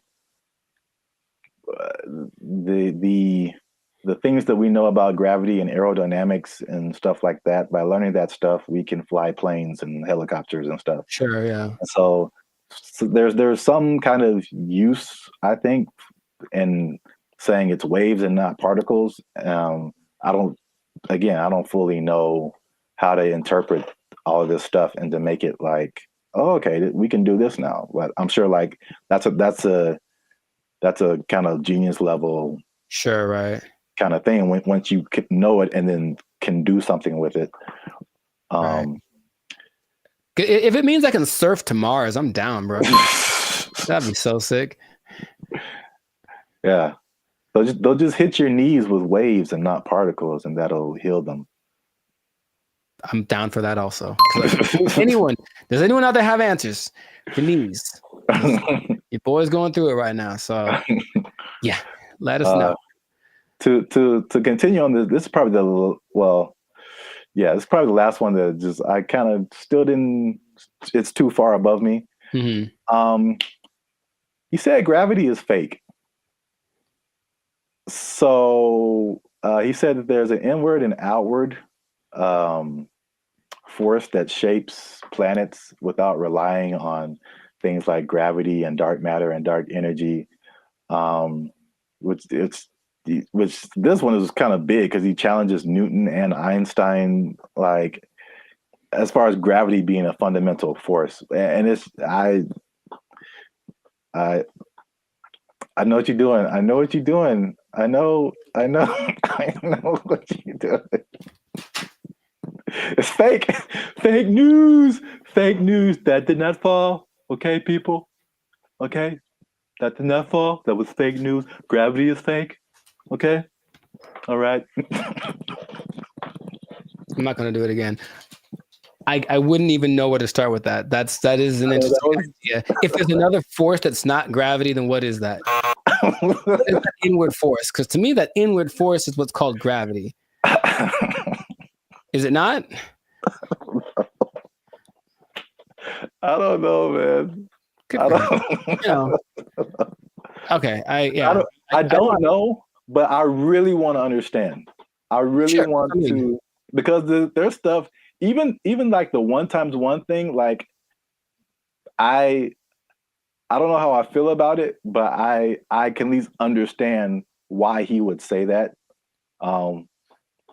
Once we get to that one, but the gravity is fake thing, it's just like over my head, I think. Yeah, no, I wouldn't even. But when he talks about an inward and outward force, for any anime nerds watching this, I thought about Pain in Naruto, and he has like that universal push and universal pull. Yeah. And I like gravity. Yeah. Yeah. So maybe the answers are in Naruto. Maybe they believe the same thing. I don't know, man. This is just, I just find it funny, obviously. Yeah. Sure. It's interesting. I wouldn't know where to begin with that. Just someone coming out of nowhere and just challenging everything and everyone like we've ever known. It's like, you all are wrong. Gravity isn't real. I mean, it helps me that I only think about him as the Hustle and Flow character. Yeah, that adds another layer. He's stuck in that role to me, so he can say all he wants, but he's saying this. I only saw a portion of that podcast, so I know what he talks like. To me, he's still talking like that character on the podcast. So. Yeah, he definitely has that like typecast, or like his role in Avengers was like, was a War Machine. I forgot he was in that. Yeah, he was like the first War Machine. It's like, War Machine said there's no gravity. For the record, I prefer Don Cheadle. The same. I thought they were both good. Oh, okay, well, I don't remember Terrence, but okay. Next one is that straight again, along with gravity not being real, also straight lines are not real, Jericho. And this is the one I kind of understand. All right, so this is his explanation.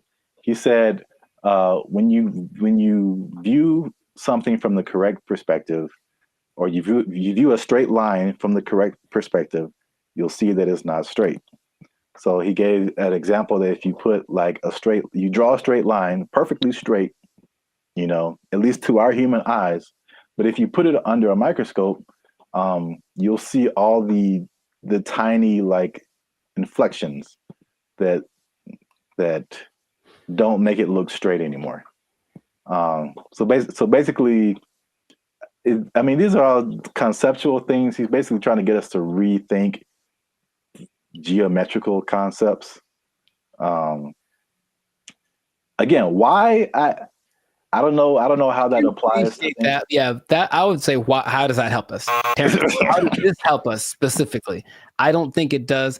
Look straight to me. It works for me. I'm gonna accept. I'm gonna take into consideration two of his ideas, and then for me, gravity and straight lines are pretty much going hand in hand. I will go find a straight line and drop it to celebrate my acceptance of straight lines and gravity.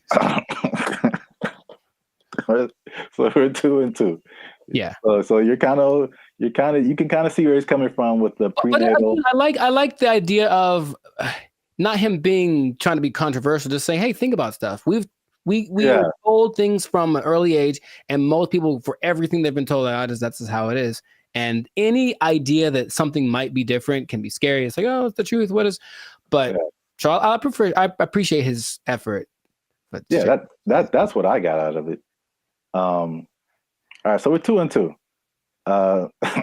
which is perfect because we're coming to the last one I have here, and that is that multiplication is a lie. But I mean, does he say it exactly like that? No, but that's just funny to say. Anyway, he said that one time. This is the middle. He said that one time. One is 2. Okay. So he said this is why, because if you combine two unique things, all right, you can't end up with the same thing. Which I hear where he's coming from. You got one, like, because I remember like algebra, like you're always trying to solve for x, and you basically got this side of the equation, this side of the equation, you try to balance it out. So if you have 2 1s on this side, like how are you going to have a 1 on this side and it still be the same thing? So like I still don't know if I agree with it, but I totally understand what he's trying to say. I don't appreciate that one. Side of it. And I'll try to be. I haven't taken math class in 2 decades, but I'll try to explain. He said 2 unique. If you combine 2 unique things, to me, I'm like combining in my simple brain an object. This is a guitar pick with a concept, which is a number of these that I'm thinking about. Right. So if I have one of these, this is my object. And I take a number that represents how many of these I could have. If I go times 2, I will then have 2 of these, right? Hey, look what happened. Now I have 2. If I take this one object and then I multiply it by a concept that is singular, nothing changes. Because here's the other thing. I think can I bring a narrow to this also? I want to figure it out because usually there's like, or this might be Avatar. It's like, okay, there's like good or bad. So something has to be one or the other, positive or negative. And then there's the guru on the mountain that made him drink the banana onion juice. He said there's also a neutral. That's the third option, and people forget about that. So yeah, does this have to change if I multiply it? No. It could go bigger, it could go smaller, or it could stay the same. And the stay the same is the times 1. So that is my argument, Mr. Howard. I had like one of those chalkboards on the back I could draw on with all the numbers and everything. Yeah. The hot to crazy chart. You remember that one guy? Oh, nice. I appreciate that, man. So I don't agree with that at all. National treasure. I don't think I do, but I want it to be a thing. I got you. That's deep down. I want 1 times 1 to be 2. If enough people talk about it, it'll become something. Yeah, if enough people talk about it, it'll become something. I really don't think that it's important. Again, it's just like look, their way to change math with that Common Core stuff. Oh yeah, everyone's all messed up, but the kids nowadays are gonna be just so stupid. All the math is wrong, and so now they're gonna throw this in there. Like, by the way, 1 times 1 is 1 or 2, and then what? Because no, okay, I'll just ask ChatGPT, but no, 1 times 1 is 1. Since forever and ever and always, one thing can stay one thing. I am 1 times 1. I should make that my counter. Make a shirt. I am 1 times 1, and I just stand boldly, holding a flag and like a bowl of rice pudding. Oh, wow. I don't know why the second thing. All right, so that's 2 and 3. 2 and 3. All right, so we might end up with a tie here because this is a bonus one. Okay. And this is of all these things, this is the coolest thing. At least one of the coolest things I think he said. Okay. Was just like kind of opened my mind a little bit. And he said that the periodic table is structured incorrectly. I mean, again, how is this useful? I don't know, but I think I thought the visual was very cool. Okay. And I should have tested this before I started, but take chances. It's real life. Just take chances. Let's see what happens. Okay. So check this out. This is the periodic table of elements. So basically, he said he learned the periodic table, but he saw it in a different way. He saw it in circles. Mm-hmm. So I thought it was super interesting because it's kind of hard to explain. He breaks it into octaves, which we can relate to as musicians.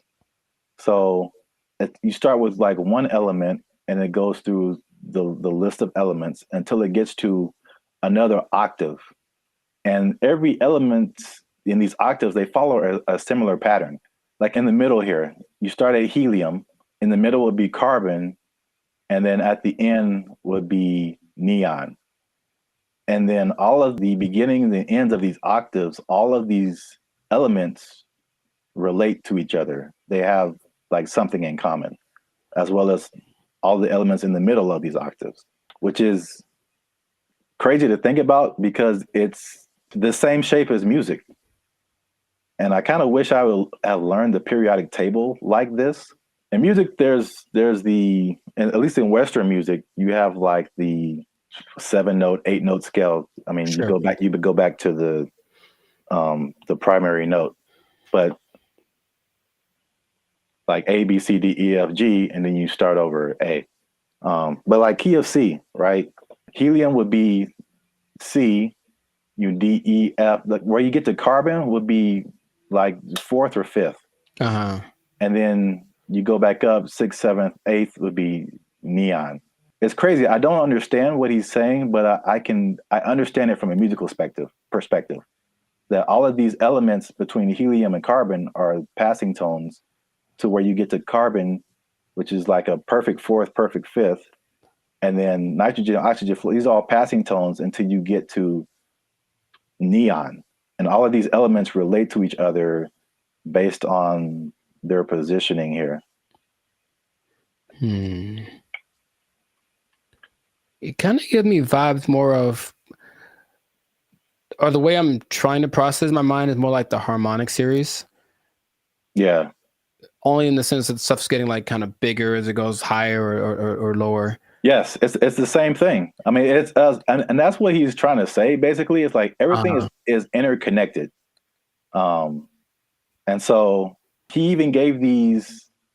This is getting like super nerdy, but every note has a like a measurement to it, basically a measurement of vibration that we measure in hertz. So, the 100 hertz, there's 400 hertz, there's 800 hertz. And so each one of these elements, like he gives a hertz number to it. And he says it's the same thing with colors. These are all on the. They have a color associated. They have a sound associated to it. There's a vibration associated to it, and this is just like a visual representation to see like all this stuff is all the same thing. Mm-hmm. Music, color, light, element, everything around us is these octaves, these spirals, these circles. We just keep going in circles. So where like certain notes, there's certain notes that go together in music, and there's certain notes that don't. And the same thing happens here. There's certain elements, like if it's the first and the fifth, or the first and the fourth, like they go together. But you have like tritones in here, the elements that like don't mix, or like oil and water kind of stuff. That was like pretty crazy to me. It just from a musical standpoint to see like, okay, this guy he just has a different way of looking at stuff, which is kind of cool. Mm-hmm. Now that we've lost everyone on the podcast, let us know what you think. Unless you want to comment on that, Jericho. I'm 2 and 4. I understand it, and I didn't like it at all. I don't know what to tell you. It's really weird. The second you put it up there, my brain went ugh. So, maybe if it looked, I think it's more of an aesthetic thing. For some reason, the way that looked specifically made me go, I don't like that. Really? Yeah, I don't like it at all. I would have loved this in school because I can like, it was just music, and then I get it. I didn't really like science. Oh well, I never did. You have to learn the periodic table? Yeah, we had to memorize it. I don't think they cared that much in California because I think we kind of glossed over that. I remember we had to learn a couple, but not like the whole thing. All right. Well, let us know what you think. This has been another episode of the Life Circus podcast. Is Terrence Howard crazy, or is he a genius? Is it somewhere in the middle? I forgot to talk about the beef. He has a beef with Neil deGrasse Tyson. I didn't bring that up, but it's the thing. Oh, are they gonna do like a Jake Paul, Mike Tyson thing? Man, I love this. But I should have brought that up because he basically sounded stuff to Neil deGrasse Tyson, and Neil deGrasse Tyson was like, "No." Basically, I would trust Neil deGrasse Tyson more than Terrence Howard for sure. So on the podcast, he said that Tyson attacked him by saying no, but it was probably the most polite diss track that could ever be put out because he just basically even complimented him in his rebuttal of his theories or whatever. But I'm sure he respects the fact that he's trying. I think that helps. Yeah. He like basically disagreed with everything, but he said like, yeah, this is cool. You have a certain level of whatever. Mm-hmm. It was very complimentary diss. So I don't know where he got the attack part from. But let us know what you think. Is he right? Is he wrong? Is this a cool way of thinking about stuff? Did you know all this stuff about Terrence Howard? 97 patents is crazy. Yeah, leave a comment. And 1 times 1 is me. Imagine. In a shirt. Yeah, let's just go with that. 1 times 1 is me, or 2, depending on who you are. Bye. They took our jobs! They took our jobs! They're thinking about legalizing everything in California. But in the way that Oregon's doing it, in the way that Vancouver's doing it. And you've seen downtown LA. What do you think is going to happen, bro? What's going on, everybody? I'm Jericho, and this is Zap, and we are the now 6-time international award-winning pop hip-hop duo Banded Future. We make clean, fun music that everyone can listen to with a sound that's uniquely Californian. And right now, in this moment in time, you would tune in to the Life Circus podcast, where we talk about things that are funny, interesting, and just straight up ridiculous. So before we get started, make sure to like, subscribe, comment, and share this video. I'm gonna change it up with 2 people that like drugs. That's all. We're gonna talk about drugs, okay? Now drugs are bad, okay? But I know we're talking about them. Sponsors gone. Specifically, we're talking about the drug problem. You can call it an epidemic, but drugs. What you talking about, baby? But it seems to be getting worse. So the specific thing is the way that governments are approaching the drug issue in their country. And there seem to be 2 very drastic sides, and they both have interesting results. So before we get into it, Sir Zap, San Francisco, have you had any experience or just thoughts about the Have I had thoughts about drugs? Have you had thoughts about drugs? Do you dream about them? Drugs are bad, okay? But have you seen the effect of drugs on our society as a whole with your Yeah, man, I think experience? about drugs every day. Okay. You know what I'm saying? Okay. It's hard out here in these streets. That brought to mind two things. Yes. He's there. He was up there. It's crazy. Mission accomplished. Yeah, San Francisco. Wow. Yeah, I had the worst hotel experience of my life in San Francisco. You were there, you remember. And it wasn't because, well, I guess it was because of the hotel. They had a hand in it for sure. That was not helpful. But it was the people who were there who were obviously using an assortment, shall I say. A plethora, perhaps. Yeah, involved in all kinds of activities and whatnots. But yeah, we definitely saw it there.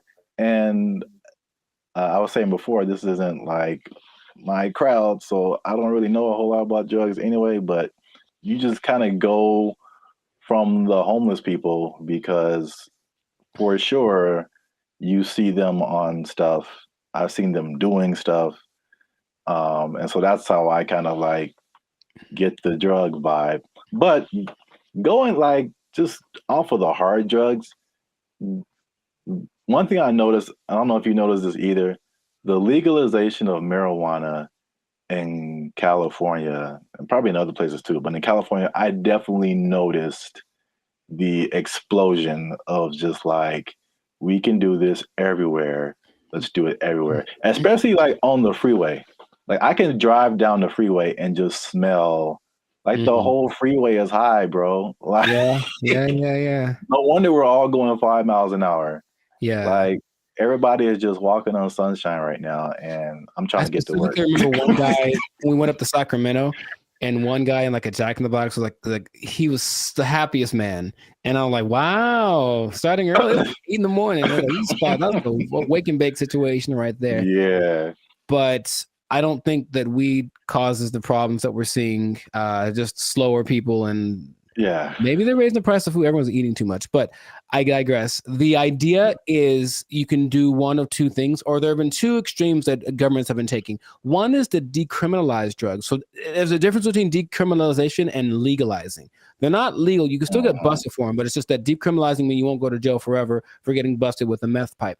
On the other hand, you could really go at the drug sellers and the drug users and make everything illegal and see what happens. So the, I guess, benchmark for everybody's decision is Portugal, because in the 90s they had, I think they were kind of closed off to the world for a long time. I'm not quite sure why, but for like 40 years no one could really get in there. So in the 90s it opened up, and in came all the influx of everybody's influence, and with it came drugs, because people like drugs. So what happened was Portugal got a really bad heroin problem, the worst ever, and everything that the government tried to do was like, we can't really make it go away. So let's try something extreme. So they decriminalized everything, and instead of that, they treated drug users like patients, like they're sick. So they made rehab centers and this and that. So if you get caught, you don't get taken to jail, you get taken to a rehab center where they actually will give you more of the drug you like, but in a lesser dose, it's trying to wean you off of it. And they have a system in place for making that work. Other places that have copied that, I believe Lithuania, and there's maybe Denmark. I could be wrong about that. But so what has happened was that the good old US was like, oh, let's try it. So they did that in Oregon with the last election, and they kind of forgot one part. They forgot the whole rehab part. They just decriminalized everything. And I think I heard about that. It's a nightmare. It's so bad. It's just people just violently robbing each other in broad daylight and just on drugs, on the zombie drug. I'm not sure exactly what strain it is, some kind of a opioid maybe, but it's a zombie drug. People like walk around like zombies. But the visual I wanted to share with everybody was actually from a video I saw from Vancouver. They did the same thing. They just legalized everything without thinking about how to fix these people once they're on the drugs. So everyone's just walking around, literally, same thing, robbing people. The scene that I remember when we were in San Francisco was this one street where it's like everything looks normal, aside from like the occasional like human feces on the ground, but everything looks normal. And you turn a corner, and all of a sudden it's Armageddon. Oh my God. Just literally, just all of a sudden, everybody, and like you just stop there and they all kind of like turn. That's the zombie drug.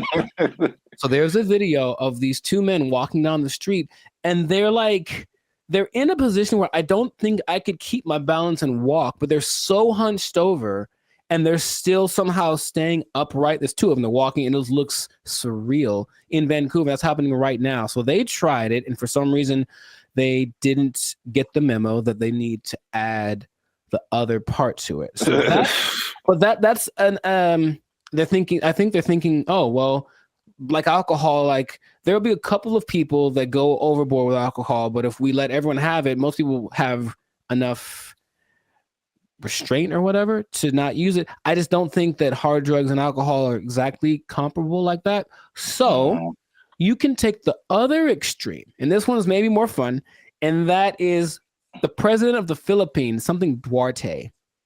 He said, he got elected in 2016 maybe. He said, kill them all. That's exactly what he said. Kill all the drug dealers and all the drug users. Wow. In 4 years, well, the last updated thing was like in 2020. So in 4 years, he killed like 24,000 people. Just for, and the thing is, he'll catch you. They'll just raid the streets at night, and if you're on drugs, that's it for you, basically. And the thing about that is that a lot of, and then the people that don't kill, they take to jail, but they kill a lot of people, and everyone in like all the citizens love it. They think it's fantastic that he's doing that. So when they interview the drug lords, they're like, well, we're not going to stop. So we just got to figure out how he's not to get caught, because the threat of death isn't enough to stop it. So you have a lot of people in jail. You have a lot of people that are being killed, just like, and then they have a lot of people that are approving of this, right? And that's the most extreme case of that. So I'm sure there's other options, but that seems to be the two sides. So if you were the leader of Zapville, Zaplands, and you had to implement a strategy for the rampant drug use in your country, man, you got to be a better leader, man. I know what's going on. All your people are just down in the pipes. But what would you do to resolve that, you think? That Philippines thing is wild. I never heard that. Yeah, well, like they don't talk about it too much, but yeah, he's like, he literally gave a speech. He was like, yeah, and all the drug dealers, and then everyone cheers. But he literally did this, and that's his approach. Oh, wow. Yeah, that's too far in my book, especially for the users, because like drugs are an addiction. And like, yeah, you're not in the right frame of mind to like make decisions and then have someone execute you because of your addiction. I think that's too far. Okay. But the thing you said in like Portugal, Denmark, that's interesting. I mean, that seems, again, it's just like, I don't know why the answer for everybody is just throw somebody in jail and then like, well, we got rid of that. Like, yeah, exactly. Solve the problem. Like, it doesn't solve the problem. Like, the problem still exists. Yes. Yeah. But so with the numbers for Portugal specifically, the numbers of overdoses went down like 90%. Yeah. So obviously that's a better solution. For sure. Well, we'll see what happens, because what I'm hearing in Rumorville, the last thing, as we wrap this thing up, is that they're thinking about legalizing everything in California. But in the way that Oregon's doing it, in the way that Vancouver's doing it. And you've seen downtown LA. What do you think is going to happen, bro? man, it's going to be chaos and bad times, very, very, very bad. So hopefully that doesn't pass. But some government people don't think, they're just like, oh, my nephew OD'd once, I should probably do so. That's what politicians maybe think. That's their only connection to this kind of thing. So let's just try something new. Let's decriminalize it all and see what happens. And it'll be bad for all of the people that we see walking on the freeway are on drugs. Every single one of them. And that's going to go up tenfold if we decriminalize the drugs. So just let's not do it, Callie. Man. Send your relief funds to banditfuture.com just in advance, because I see suffering in our future if this. I see. You will know pain. You will know pain. We'll at least know gross. We'll at least know that. Yes, that is God. We should do a whole separate episode on that hotel room. I still have some videos from that. I was giving a review. Yeah, videos? I have a video I took of the hotel room or walking around. Yeah. Maybe I can find it. Yeah. People need to see that. It was oof. It was really bad. But anyways, this has been another episode of the Lifestyle Circus podcast. So let us know in the comments if you have a solution for how to solve the drug problem where you're from. Do you have a drug problem? Do you need help? Do you need to talk to somebody? Call the Bandit Future hotline. Just kidding. It doesn't exist. But make sure if you do have a problem, make sure to go see somebody about it. It really is serious. Don't you believe it? Okay, so that's been it. And I'll tell you what. If you're on drugs, if you're doing too many drugs, I don't know about you and keeping your employment status. You might start freaking out and not make it. And then, you're going to have to be out of you might be down bad. You might be out of employment, and that's not going to be good. If the boss catches you in the bathroom doing what you like, might end up bad for you. I just don't know how to say it, but I think you won't like the result. I think I get what you're going towards. Yeah. Correct me if I'm wrong, but I'm thinking that you're saying that they might take your job. Drugs are bad. Okay. They took our jobs. They took our jobs. I was against her, and now I'm kind of with her now too. What's up, everybody? I'm Zap, and that's Jericho, and this is Bandit Future. And I found this on the internet. Apparently, Jericho, this woman blocked a man over. This woman blocked this man because he took her on a dinner date at the aquarium. Huh? Before we jump into it, make sure you hit that like button. For the almighty YouTube algorithm, hit that subscribe button because that helps our channel grow. All right. Hey, Tashia Sade, first of all, okay. That was the first mistake. She said, I met this dude on a dating app 2 months ago. We finally went on our first date, and he chose to take me out to eat dinner at the aquarium. It was cute and all, but I just think it was childish AF.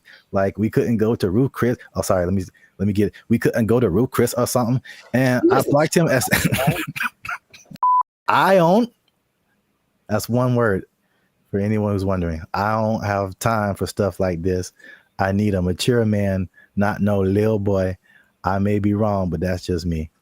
First of all, I would love it if for some reason she has a British accent. I don't know why. That would just make this so much better. Because there are women that are like, she's a little ghetto. Let's just call it what it is. But there are that version of people from England, and it's just a little bit more. I don't know why. I like it more. I'll tell you what. First mistake. Thaisa Sade appear on your dating app. You swipe left every time. That's the first mistake. I'm sorry for anyone else who has that name. It's just not for me. I'll say that. To her credit, I would have never thought of taking a girl on a date to an aquarium. To his credit? No, well, I guess I'm saying I get what she's saying. Oh, I would never do that. It wouldn't ever cross my mind. What did they eat? The fish? Like what are they eating? I didn't even know that was an option. I thought they maybe sold popcorn, little pellets you could throw to feed the food. But feed the food. I'm already thinking about it. I don't feel like that's a good first impression, honestly.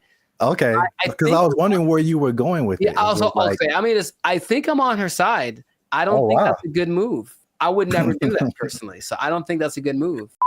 But have you seen like all the hip hop concerts? I've seen it. I've seen it. Yin Yang Twins, pack it up. Pack it up. They're like 60 years old, bro. And no, they're not that much older than us. I don't think they are. I think they just look terrible. Even that, like, why would you have a girlfriend and you know that she likes penguins in the aquarium? That's that kind of a thing for our first date. And what do they have at the? I'm trying to think. They do have food at like a SeaWorld, and that's assuming it's like a SeaWorld because there's degrees to aquariums. And trust me, I've been to aquariums, and I've been to aquariums like in Long Beach that are like elegant things, and I've been to aquariums that are basically like a puddle, and you just look and stare at the things down there. So I don't know which one it was. Here's a picture. Oh, I can't see it really. It looked like it was a nice. Yeah, that's the weirdest. Oh, hold on. That's the weirdest thing I've ever seen, bro. Nah, man, that's weird. What is that? Is that a lobster? That is lobster on that. Isn't that what is shrimp? Lobster hole. Whatever he's looking at looks like seafood. That is so messed up. I'm gonna take it all back. Shame on the aquarium. Shame on them for having their things that aren't aquariums for like preservation of wildlife, marine life? They're serving them up. That's Shamu right there. That's Shamu's cousin right there on the plate. I can't stand for it. So I think she's right. I'm surprised I'm on the side of Taisha, whatever, man. I want to like go protest. Aquariums shouldn't have all $7.99 shrimp dinners. That's just too much. Eating people's families in front of them. Yes, that is kind of messed up. But I mean, don't fish forget everything in 3 seconds or something like that? I'll let you know something about me. I don't know any fish, so I don't know how to operate. I'm not sure. I've never talked to a fish and then walked up and 5 minutes later and he's like, "Who the hell are you?" I've never had that experience. See, this is why you're here, because I didn't think of any of that. I thought I was just like, I wasn't thinking about like eating fish in front of fish. That is weird. Now that you say that is weird.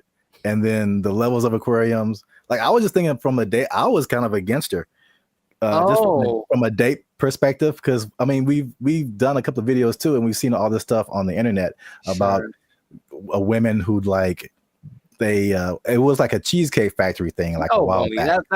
That's sacrilege. You can't talk bad about we were like, all the men were like, hold up, wait, that's a really good first date. I was see what the people in the comments said because they were different. One of the reasons men disappear from dating. Hey, that's me. Click that link, people. Hey, they said you're gonna stay single for the rest of your life. Okay, cold-blooded. That's why you a single mom. Extra cold-blooded, potentially correct. The fellas are like, they look past the aquarium part. I think that's a big miss. Nah, man, we can do better than that. Fire back. We can do better. No. Here's the thing. Go back. I mean, yeah.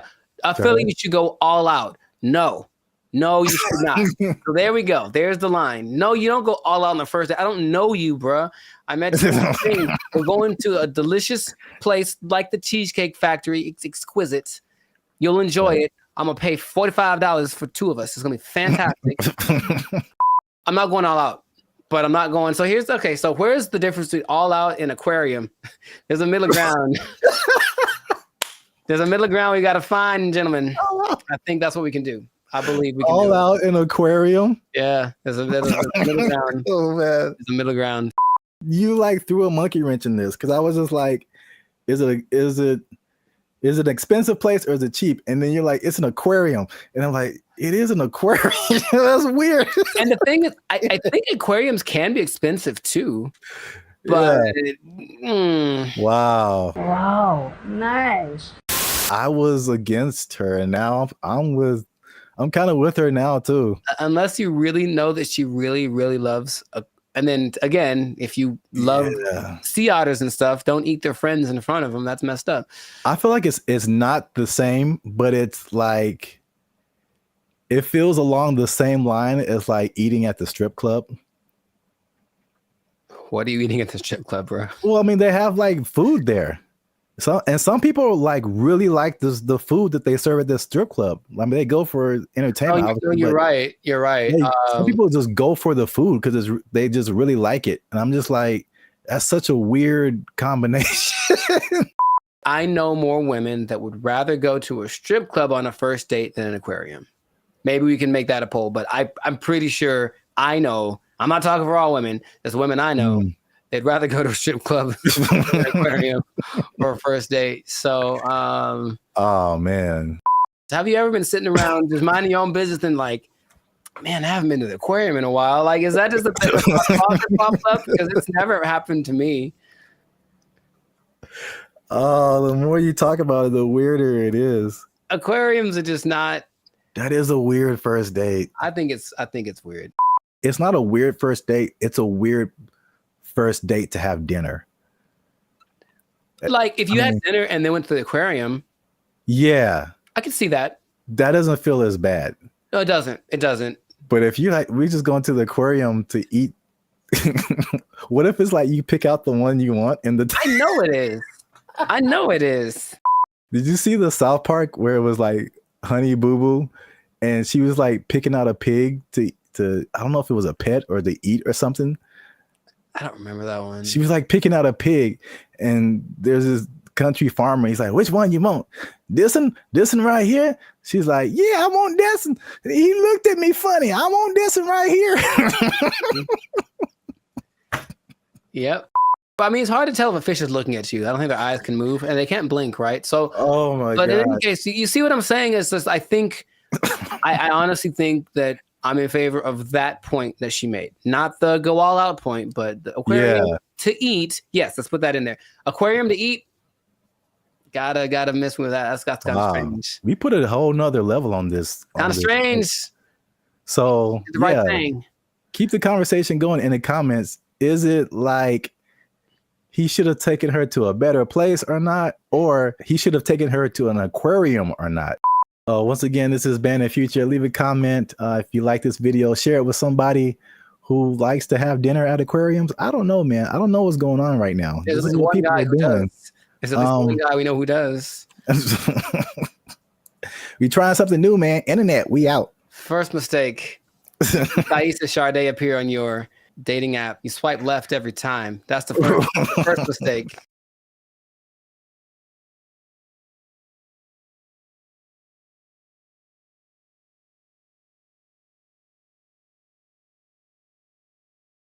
When her face moves, she does show more emotive gestures with her face than I'm used to seeing from robots. It's kind of weird. It's almost too much, but it's kind of like they're going to try to make her as human as possible. What's going on, everybody? I'm Jericho. This is Zap, and we are the now 8-time international pop hip hop. Well, 8-time international award-winning pop hip hop duo Bandit Future. We make clean, fun music that everyone can listen to with a sound that is uniquely California. And right now, congratulations, you won. You are now listening to the Lights and Circus podcast, where we talk about things that are funny, interesting, and just straight ridiculous. So before we get into this, make sure to like, subscribe, comment, and share this video with at least 2 people that are comfortable with our imminent AI takeover, because something has happened that I was not aware of until recently. Okay. So I was reading some stats online, and there's a study by the IBM Institute for Business Value, and it says that 43% of CEOs are using generative AI to inform of strategic decisions. So people are utilizing AI a lot, making decisions because it's just quick and then at least helps them get to someplace. Maybe they don't do exactly what the AI says, but there's something that they go to AI for, and it's becoming more prevalent, especially compared to a couple of years ago, right? But what if I told you there's one company that took it a step further? Maybe one company that's I don't know, Polish, maybe. Polish from Poland, man.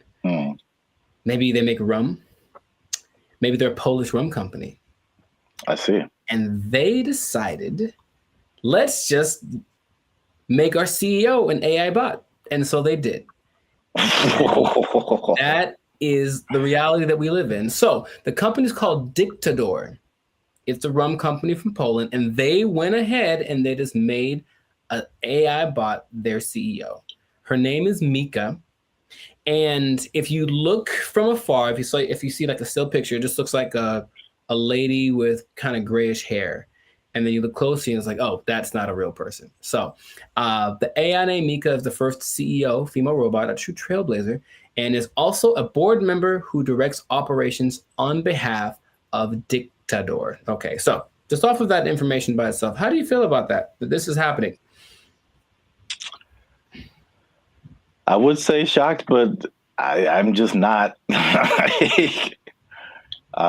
think we've spoken about this a lot, and we know that stuff like ChatGPT and all this kind of AI stuff, robotics is just beginning.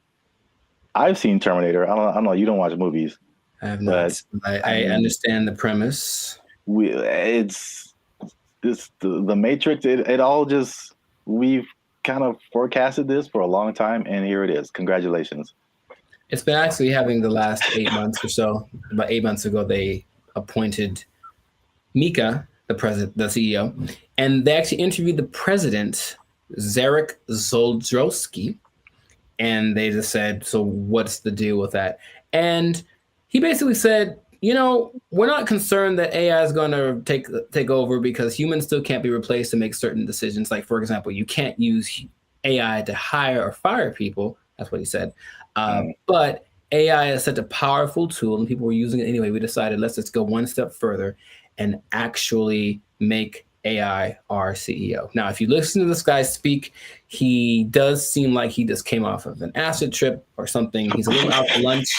Maybe that's just his Polishness. I don't know anyone from Poland, so I'm not sure how they are, but it's a little bit trippy watching it. But when you look at the picture, and I only found one video on this, but basically they have board meetings and it's just her standing at the head of the table and everyone looking, and she's giving orders and telling ideas. The most recent thing she did was she decided who would design the bottles for and actually they're very attractive, but it's not that she designed the bottles. She was like, this person has the best ideas for a bottle design. And that's the kind of thing that she is doing. So then they decided, let's interview Mika, see what she has to say.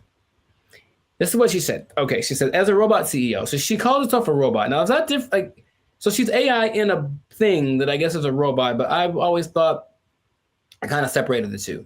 Because I'm thinking about like the internal workings of what's regulating their actions, and that's AI to me. Even though they're in like a body suit, that's not a robot. But she called herself a robot. Okay, she's a robot.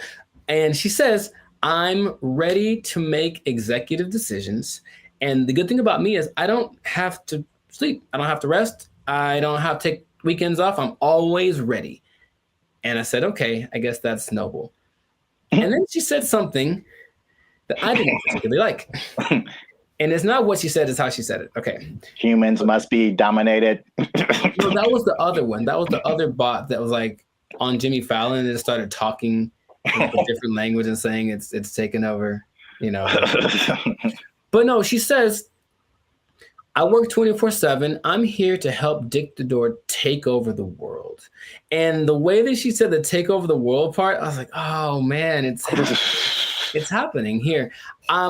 Basically, I bring this up because it's interesting and no one's really speaking about it. It's just, I think, slowly going to get integrated into things. And then you're going to go to said company with a complaint about whatever. And then they're going to say, oh, you should talk to the manager, whoever, the CEO.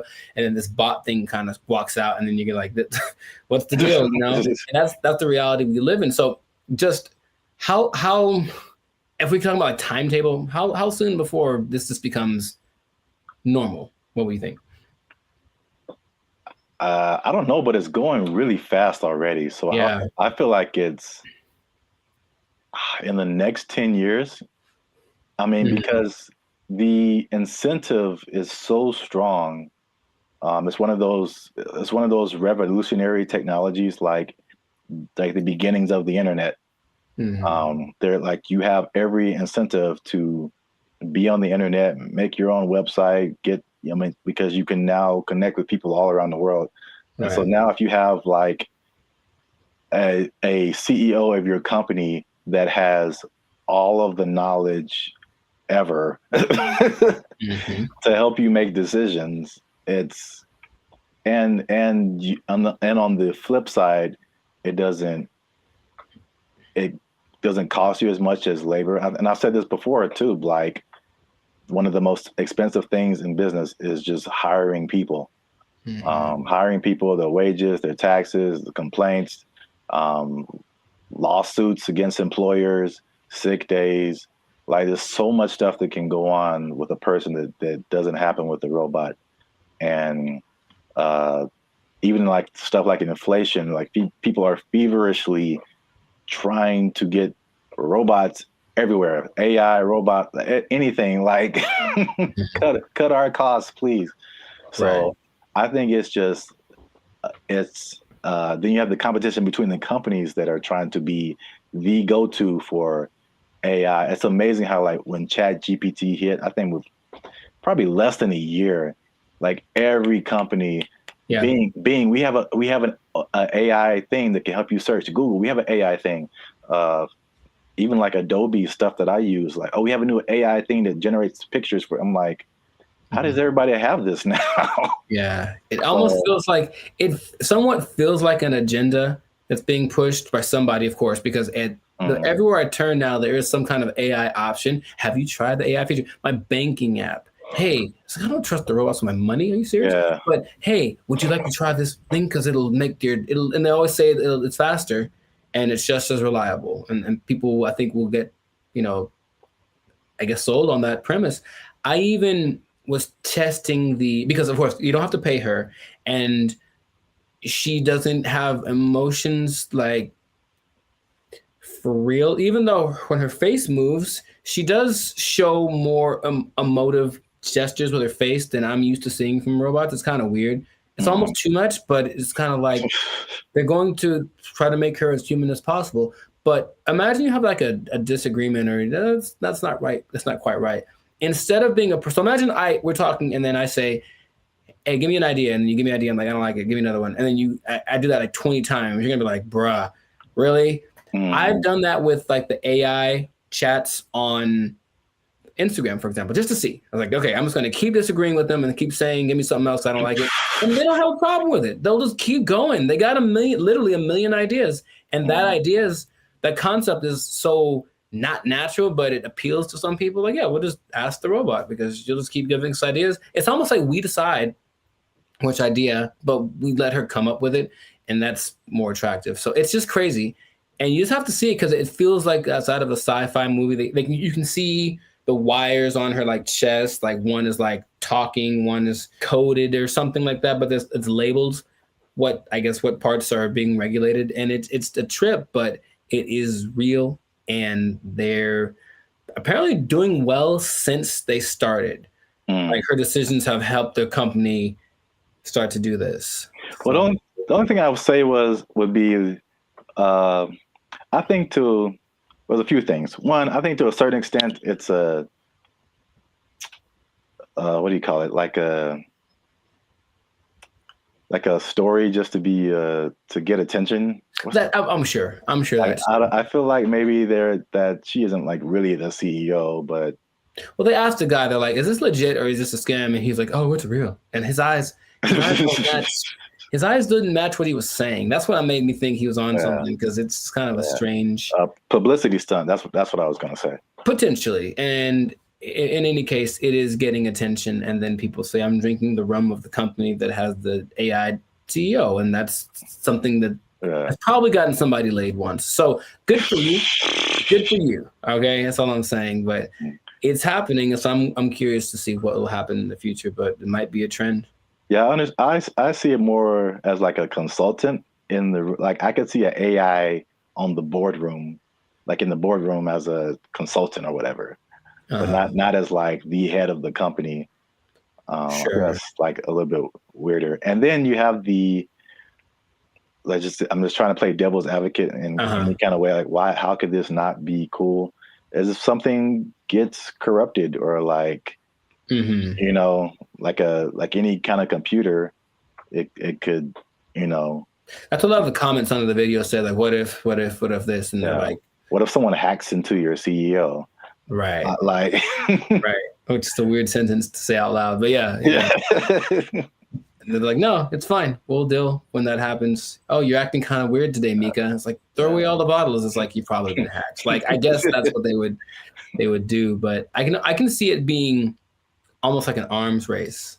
So the next company comes and says, oh yeah, well, our CEO and our president are AI. Oh yeah, well, our CEO and our president and all the board is AI. Oh yeah, well, my mom's AI. Like, it's just gonna keep going to a point of ridiculousness, maybe just for publicity. I'm not sure, but it has started, and this is where we are. So we'll see where it goes. But you know, let us know in the comments what you think. Is it something that's, you know, what's the point of fighting it because it's here? Is it a terrible idea? Let us know in the comments what you think about this, because I feel like it is here to stay, and we'll see to what degree we take it. But this has been another episode of the Life's a Circus podcast. So make sure to like, subscribe, comment, and share this video with everyone you know that's afraid of the inevitable AI takeover. And if you are a CEO, oh boy, if you're a CEO, you know what time it is. You better do something. How to sing and dance or tap dance or juggle fire or something. Because I guarantee if Mika's the first one, you're going to be the next to lose. You're just gonna take your job. Everyone's gonna take your job. Oh, I'm the CEO. Everybody's fired. They took our jobs. They took our jobs. All I'm saying is this is a sign. Let's not put them in control. Let's not make them faster. Let's not make them responsible for more people at one time. Let's not make it so they can fly. Let's not do any of that stuff. Let's kill it now. Let's kill it now. What's up, everybody? I'm Zap, and this is Jericho, and you are now tuned into the Life's a Circus podcast, where we talk about everything that is funny, interesting, and ridiculous. And you want to make sure that you stick around for this video, because this is ridiculous. We're talking about two robots, two different scenarios, robots going rogue. This happened recently, and one was an accident, and one was actually on purpose. So we're going to talk about both of those situations. So make sure you still stick to the end so that you can find out about that. But before we get started, help your boys out. All right. It's 2025. I'm trying to get some cheese on my Whopper. That's what I'm saying. You're going to pay $8 for a Whopper? Yeah. It's now $8 just for the sandwich. No fries, no drink. $8 is where we start. And then it goes up. I'm furious. Breaking stuff. Like it. Hit that subscribe button, man. That helps the channel, helps us to grow. And while you're down there, hit that like button, because that lets the YouTube algorithm guys know that Bandit Future is dope, and more people should see them. All right. Intro. Boom. Done. So I'm gonna start off with the question. No. Because I got a couple of videos to show you. The answer is no. No. I'm so mad about this. So stop. Who can I tell? Elon walked in, like, stop it. Stop doing it. This isn't Elon. It's some other people. I feel like he's always there, but Elon. All right, what you got? What you got? So question: how do you feel? Well, puberty. How? And the Rockets, red flag. I'll make up for it now. How do you feel about driverless cars? I don't like it. And here's what the thing is. I don't like any, I don't want to be the old fogey, man. It doesn't feel good, like in my soul. Like when I've been next to them in Hollywood because there's a few, and it's a trip because you look over and the first thing you're like, oh, there's no driver in that car. And then the second thing is you feel that it senses you because it's got telepathic antenna. I don't know, but I don't like that feeling of being detected from a non-human. So I don't like it. I don't like it. That's all I have to say. I mean, there's cameras everywhere. They detect humans and stuff. They don't have wheels on them. They don't have the ability to go 80 miles an hour and crash into your face if they feel like it. It's okay. I don't want to get too emotional off the bat, but go for it. What do you have to say? Okay. Well, I'm going to show you a video of an incident that happened not too long ago. And let's see if it has any effect. I'm in a Waymo car. Connected to rider support. This call may be recorded for quality assurance. This car is just going in circles. Hi there, Mike. This is Gab. I'm calling from Waymo support. I'm just calling because I received a notification that your car might be experiencing some routing issue. Please bear with me while I am. Yeah, I got a flight to catch. Why is this thing going in a circle? I'm getting dizzy. Look at what it's doing. I understand. I'm really, really sorry, Mike. We're currently working with the situation in the vehicle. Is it circling around a parking lot, right? It's circling around a parking lot. If you have your app pulled up, I need you to tap My Trip in the lower left corner of your app. Can't you just do it? You should be able to handle it. Take over the car. You don't need my phone. I don't have an option to control the car. Mike, I'm really so sorry about this. Well, can you stop this car? I am trying to pull it over right now. Apologies.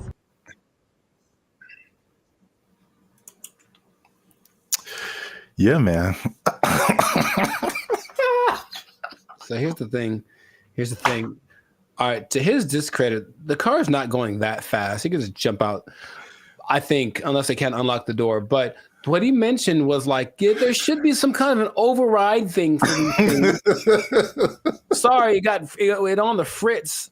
Let's hit the button so it calms down real quick. Like, they should be able to do that.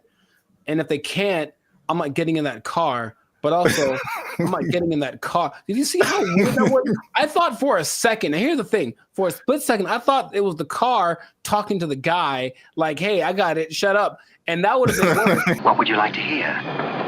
What the hell was that? I realized that he was just, at the mercy of this car and you know what's weird about this? Everything repeats.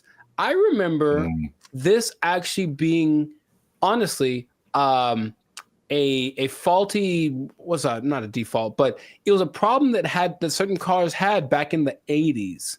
I don't know why I remember this, but I remember seeing like a car going around this roundabout and it wouldn't stop and they couldn't turn it off. Wow. A defect. It was like a defect. So, I mean, maybe cars like to go in circles. I don't know. Yeah, I got a flight to catch. Why is this thing going in a circle? I'm getting dizzy. All I'm saying is this is a sign. Let's not put them in control. Let's not make them faster. Let's not make them responsible for more people at one time. Let's not make it so they can fly. Let's not do any of that stuff. Let's kill it now. Let's kill it now. That's easy. It's very damageable now. I'll be back. I don't want to see this happening to more people. And I feel like it's going to happen to more people. Okay, your points are valid. Thank you. I'm trying to stay calm. So I just want to break down what exactly happened. So the guy in the car, his name is Michael Johns, who ironically works in tech. So he was inside of one of these Waymo cars, which I'm seeing more and more now. Yep. This was in Phoenix, and the car the car did 8 circles in the parking lot. Oh wow, this is fantastic. It did 8 circles. As you can see in the video, he said he was getting dizzy, and probably the same thing that jumped out at me was like, The lady literally said, "I don't have an option to control the car." Right, and that's the problem. That's a big problem. That's such a big problem. This thing has been out for years. It blows my mind that they can't control the car. Like if something like this happens. Right. Trust me. They said a software update is what fixed the car, which is like, I don't like that either. I don't like that either. That I know. sound... Me either.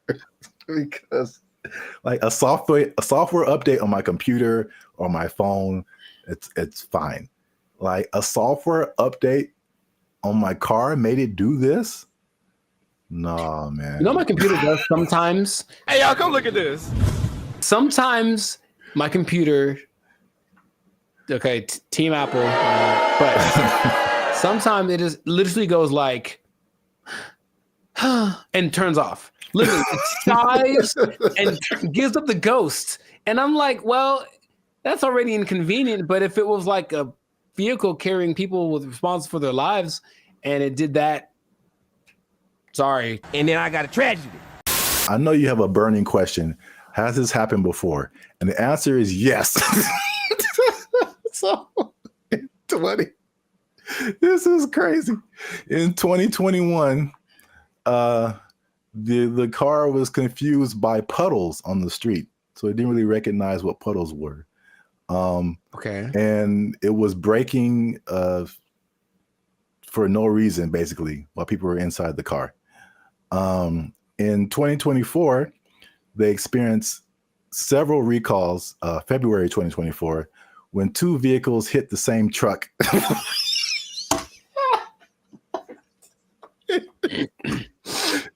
They hit the same truck minutes apart. And this, along with other incidences by another robo-taxi company called Zoox, began a federal investigation into erratic driving. I don't get why. I don't get it. In June of 2024, they recalled almost 700 Waymo cars to make them, and I quote, less likely to drive into poles.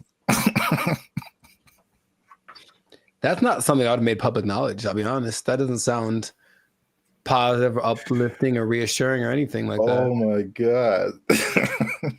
But yet people are voluntarily just getting into these things. I mean, well, this is an interesting thing too. Do you know who owns Waymo? I do not. It's Google. I'm not surprised. Yeah, I didn't even know that until I started looking this up. But it's ironic because I don't know if you remember, like the very beginning of Gmail, people had to invite you to have a Gmail account. Yeah. Do you even remember that? Mm-hmm. Okay. So it's the same thing with Waymo. I don't know if they're kind of like rollout marketing strategy or whatever. Maybe it's like, it's like the club that you can't get in, so it just makes you want to be in it more. But like that one thing that was big during the pandemic, that one like. Oh yeah. What was that called? That's crazy. You can't even remember the name of it. What is your name? I told you it doesn't matter what your name is. Yeah, it's the same way with Waymo. You have to be invited. So I'm like, because I'm like, why don't I see a whole lot of people doing this? You have to be invited to try Waymo. So yeah. So their marketing strategy is tell all the people you don't like to try this thing out, and if they die, you didn't like them anyway. So that was a crazy story. Well, I thought it was a crazy story until I saw this. No, don't. Apparently in China. I'm just going to drink my water and be peaceful. That's what I'm trying to live like over here. Just a water drinking, peaceful human. Apparently in China, a small AI robot attempted to kidnap several larger robots, and it was successful. So that's a little robot on the ground there. Yeah. It's talking to a couple of the larger robots. And then I'll go through the whole conversation after the video finishes. Okay. So I do not know Chinese. Yeah. So you see that one robot starts to follow, then the second one came, and then eventually all of them left with that robot. And these are people trying to find out what happened. So this little AI robot is called BrandBee. It convinced all those larger robots to stop working and come home with it. Yeah, that sounds right. And so this is how the conversation went. BrandBee was like, "Are you guys working overtime?" And then the robots replied, "We never get off work." And so BrandBee was like, "Well, are you not going home?" And then the robot said, "We don't have a home." And then so BrandBee said, "Well, you guys should come with me." And they all did.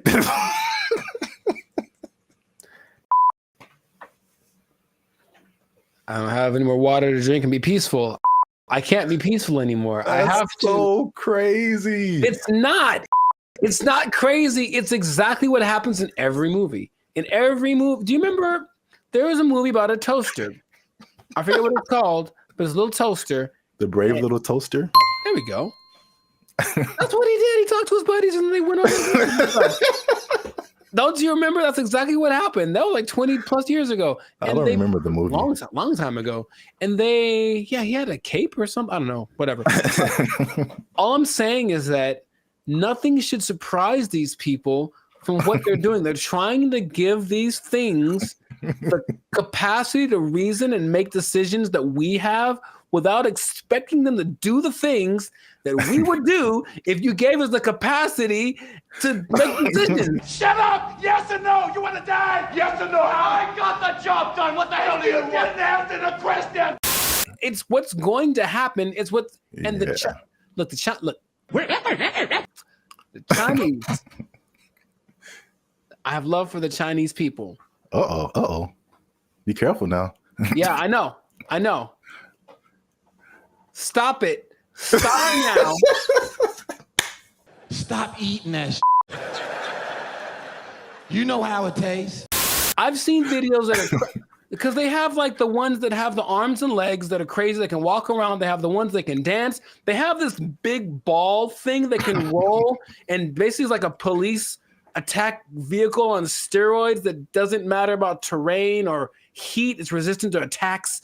All this stuff. They're making all these things. They have them now. Wow.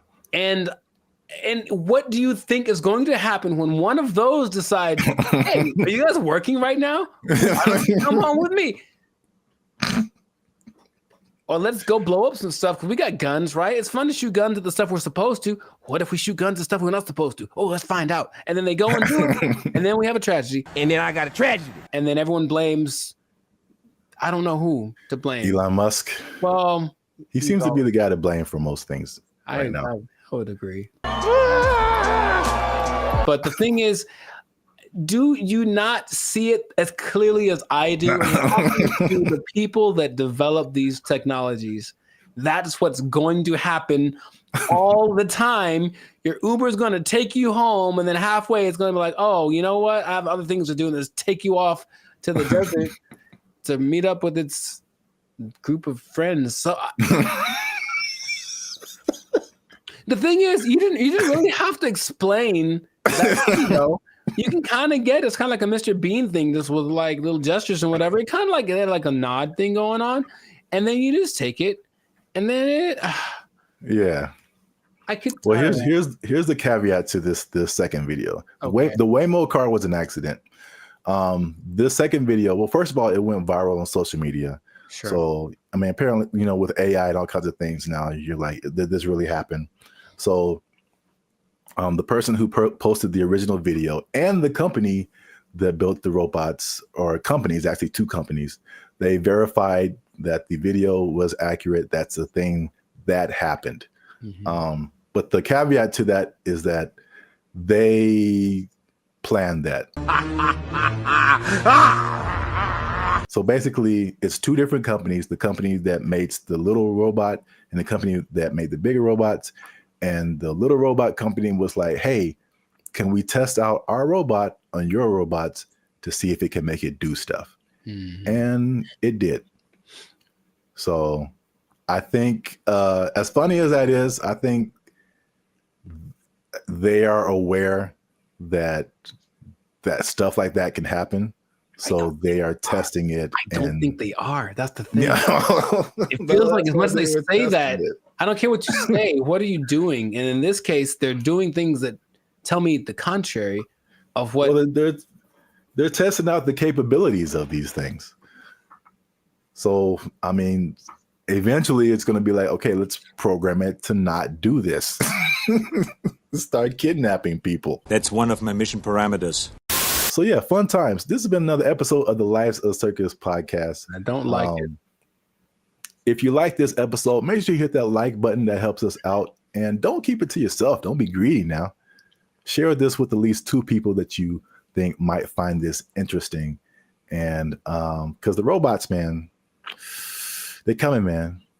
You need to hold on to everything you got. I mean, they're here. Hide your wives, hide your kids. So y'all need to hide your kids, hide your wife. Hold on to your job. Hold on to your job, because you're going to need a little job. And the robot's going to take it over. They're going to kidnap everybody out. They took our jobs. They took our jobs. If you look at the picture, it's very good. That's the thing about it. It's breathtaking. And I mean, it's a scene, looks like... What's up, everybody? I'm Jericho, and this is Zap. We are the now 8-time international award-winning pop hip-hop duo Bandit Future. We make clean, fun music that everyone can listen to with a sound that's uniquely California. And right now, you are tuned into the Lives of Circus podcast, where we talk about things that are funny, interesting, and just straight up ridiculous. So before we get into this thing, make sure, do us a big favor. Come on, y'all. Make sure to like, subscribe, comment, share this video with at least 2 people who would be really mad if they lost an art contest to AI. Because that's happened. It happened. So what basically in Colorado, there was an art contest in one of their state fairs. This guy, Jason Allen, said, you know, it'd be a great idea if I entered this art competition. Oh, wait, I don't know how to draw. That's going to make it very hard for me to win. And then he said, you know what I'll do? Jason Allen first made headlines in 2022 when his AI-assisted artwork won a digital arts competition at the fair in Pueblo.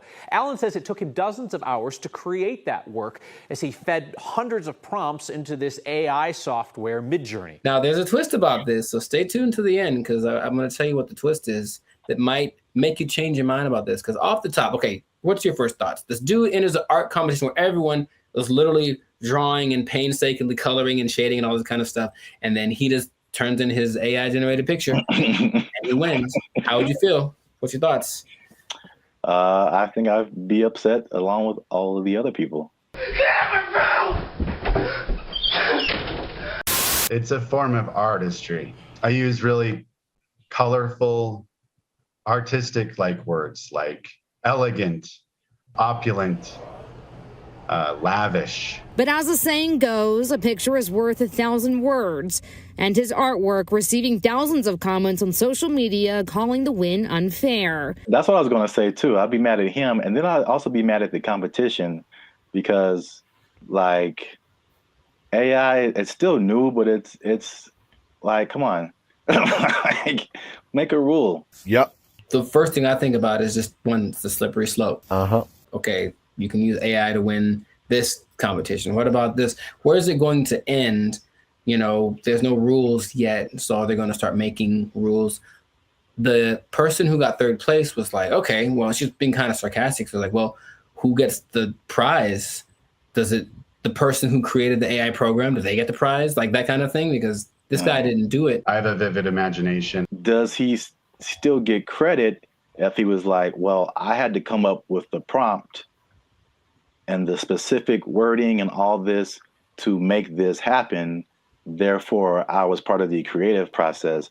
Therefore, I deserve to win this. Therefore, give me my trophy. I won. Tell him to bring me my money. Not only the trophy, he won $300. And he says he did not know that there was a prize, but I digress. It does feel a little bit like sampling, what sampling was, especially when it first hit the scene, because I didn't make the thing, but I'm manipulating it in my creative way to get it to sound the way that I want. So I still got to give, and then in that case, you know who did the original, and then you're still using part of it and how much is like fair use and all that stuff has been talked about for forever. But with this, it feels more like you are taking advantage of something, almost like going to a big warehouse of pre-made something. So there's every painting ever is in there, right? Because I think they download all the greatest painters of the world, and so they can emulate any style and all this kind of stuff. And then you just have to be creative with the way that you use it. And in that sense, you were doing something. It's a form of artistry. I use really colorful, artistic like words. If you look at the picture, it's very good. That's the thing. It's breathtaking. And I mean, it's a scene, looks like half like Lord of the Rings, half Star Wars, majestic. It's an incredible picture. Meanwhile, a guy who got second place drew like a tree with guitars in it.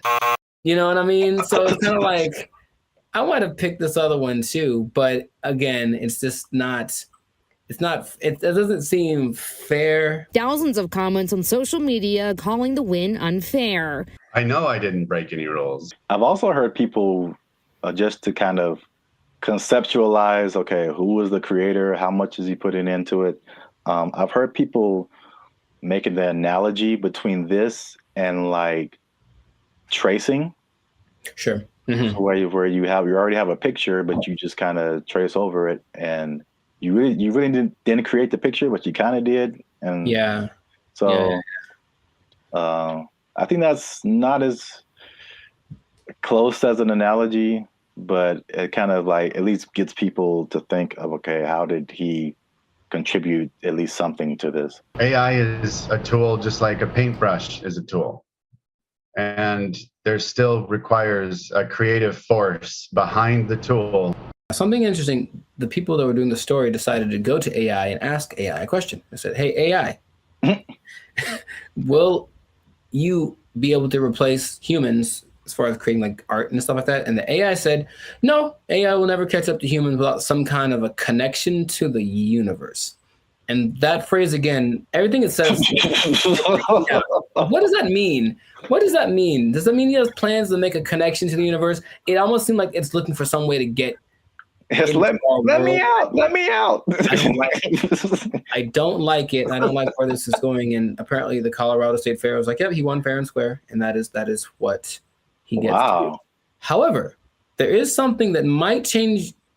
It made me rethink it, because the first time I saw the story, I said, yeah, he put in a prompt and then he made the picture and then he printed it out and then he won unfair. People spend hours and hours on their craft trying to make their drawing perfect. They've been drawing for years and all this kind of stuff.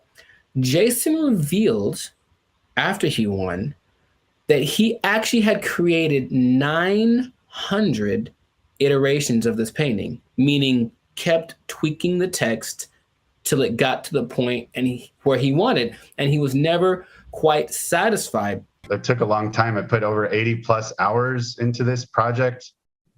I've generated 900 plus images of this particular prompt. And in that sense, I go, well, he didn't just type 2 seconds and then let it go and that was it. He put in work. And so then again, it's like, what kind of, to me, there's some merit in that. I still would say it's a little unfair, but he did work and he said he basically turned it in almost like a product. He turned it in because he didn't have more time, but he still wanted to make it better. So his judgment was what ended up being the final result. I think this one's better. And it's not like he went with the latest one. I think he did the 900 and then picked one like maybe like 600. That one was the best one. So he still used his human perception to create something that was he deemed worthy to enter into the contest, and then people agreed with him.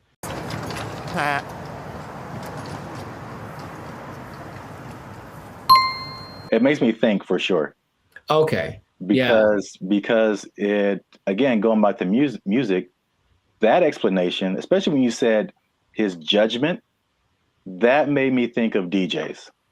Mm-hmm. And just for the longest, like even me just kind of wrestling with, like, are DJs really on the level of musicians?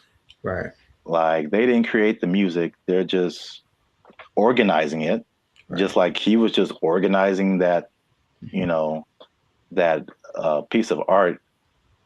And there's a skill in that for sure. I've heard some very bad DJs. Yeah. Where did you even learn? Wikipedia. The way he made it sound, it's not like not just anybody could do this either, because he came with a concept, but he also had the wherewithal to look at it and say, this one's, and I think he looked at it for a while, like trying to judge the color bone. It's almost like he still knew what to look for, even though he didn't have the training to execute it. Maybe like a producer of a Rick Rubin category, or even a DJ Khaled, who, from what I understand, doesn't really do anything as far as like pushing the buttons and doing the level, but they do the analysis and go, they ain't believe in us. God did. I'll say this. Is it just him personally? Is he a creator? Yes. Did he put in work? Yes. Mm-hmm. But I do think he should not be able to compete like that with the other artists. Mm-hmm. And I think there should be either a separate contest or a separate category that is just for AI art. And I think that will, because it's two different, they're both a level of artistry, but it's two different types. Mm-hmm. That is hard to judge together. Again, the DJ example. I don't do song requests. I know, because you can't. What? It's a battle of the bands, and you have a DJ in the battle of the bands. That doesn't make sense. Mm-hmm. Or you have a scratching like contest, and you put a band in there.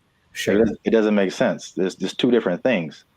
They're both musically artistic, but I think a separation would just kind of make more sense and more fair for everybody. They know what they did.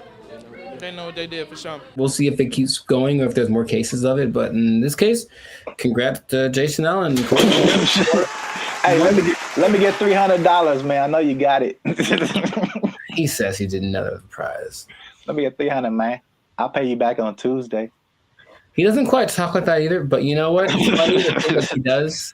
It's funny to think of. It's funny to substitute most people for Ant Edwards. That's what I'm trying to tell you. Yeah, you were the best player on your team. Is that now we talking? A1 from day one, AI from day 5. What? Bars. This has been another episode of the Life Circus podcast where we're talking about things that are. Anyways, make sure to like, subscribe, comment, share this video with two people who have been unjustly defeated by AI in some kind of competition. And just keep your eye out, because AI is coming for us, and we gotta be ready for it. We gotta be ready. I can paint that, Mike. I can paint it. Ugly eye painting. Stupid. We'll catch y'all in the next episode. Ugly eye painting. I can do that. They took our jobs. They took our jobs. And there is a man who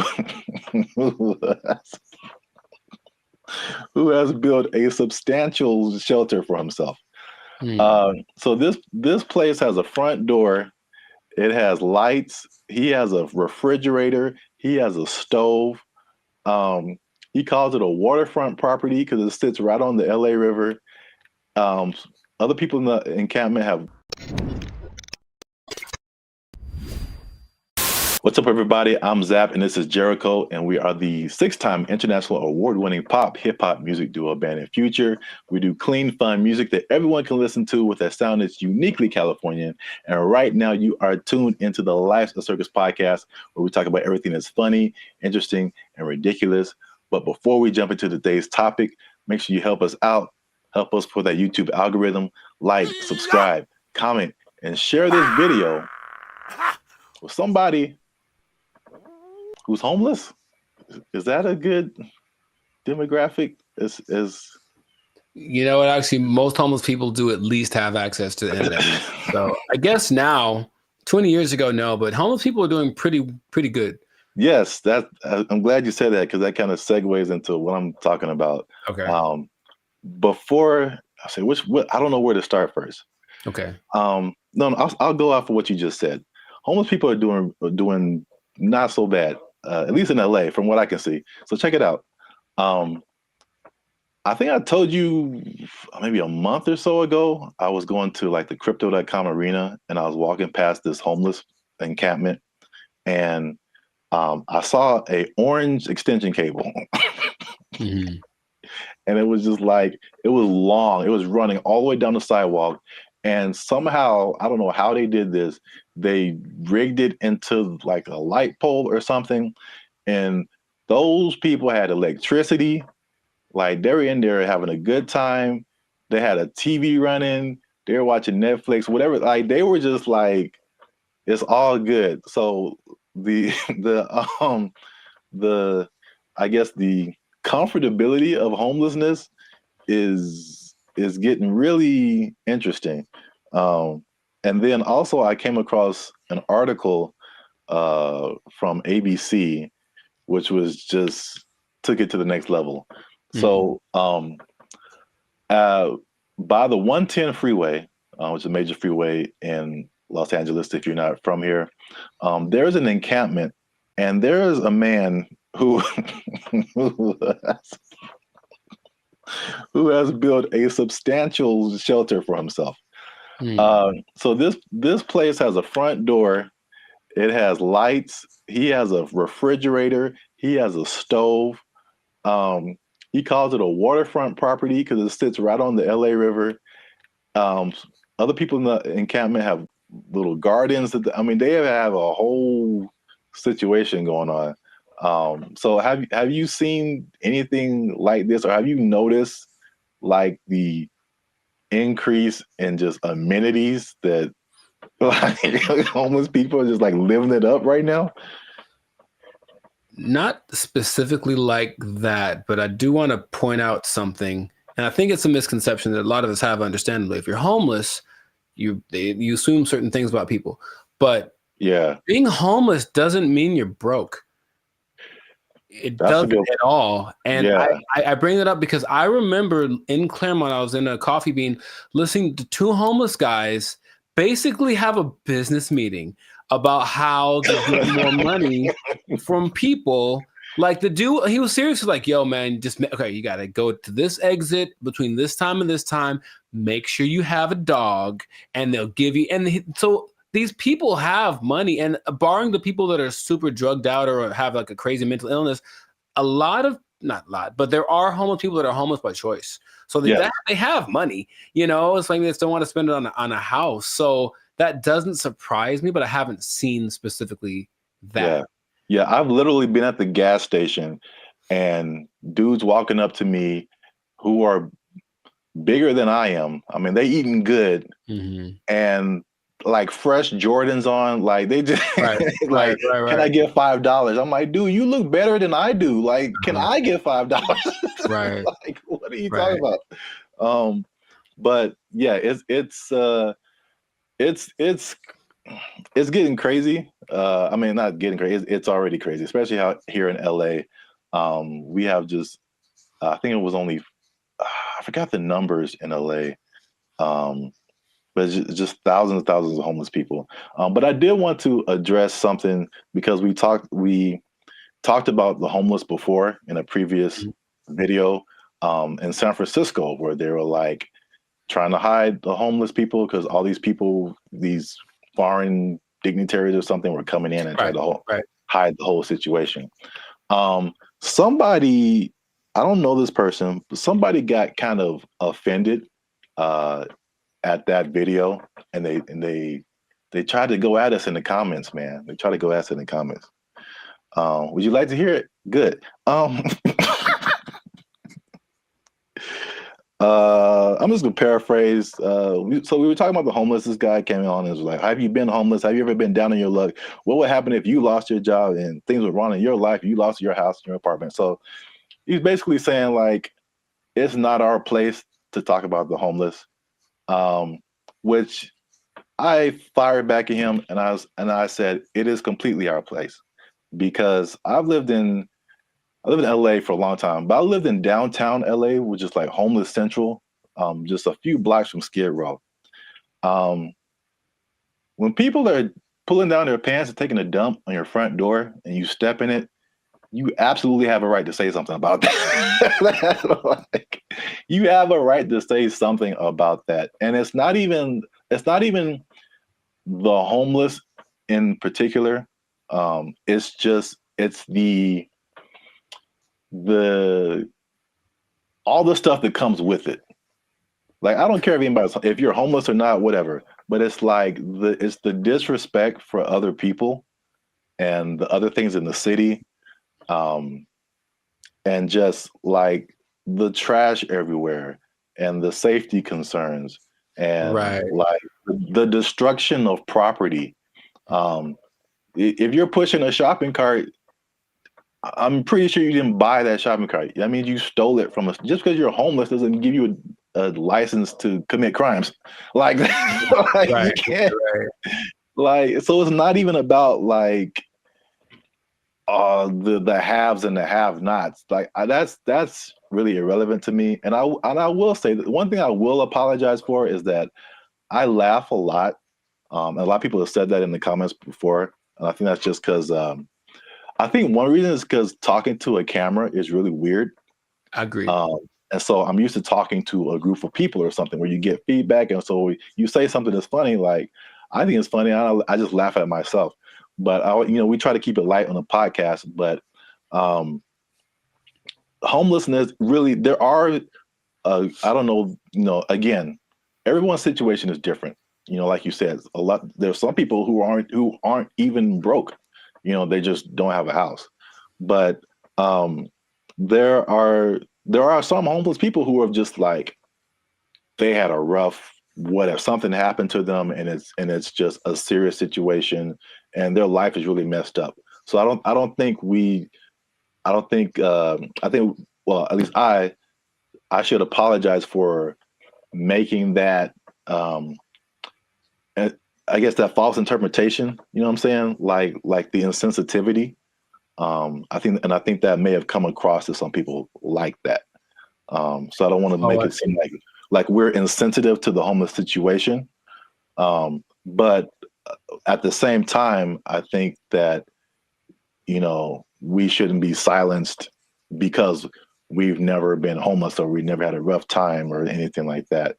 And I have more to say about that, but I want to know what you think about at least that part of it too. I don't apologize for anything.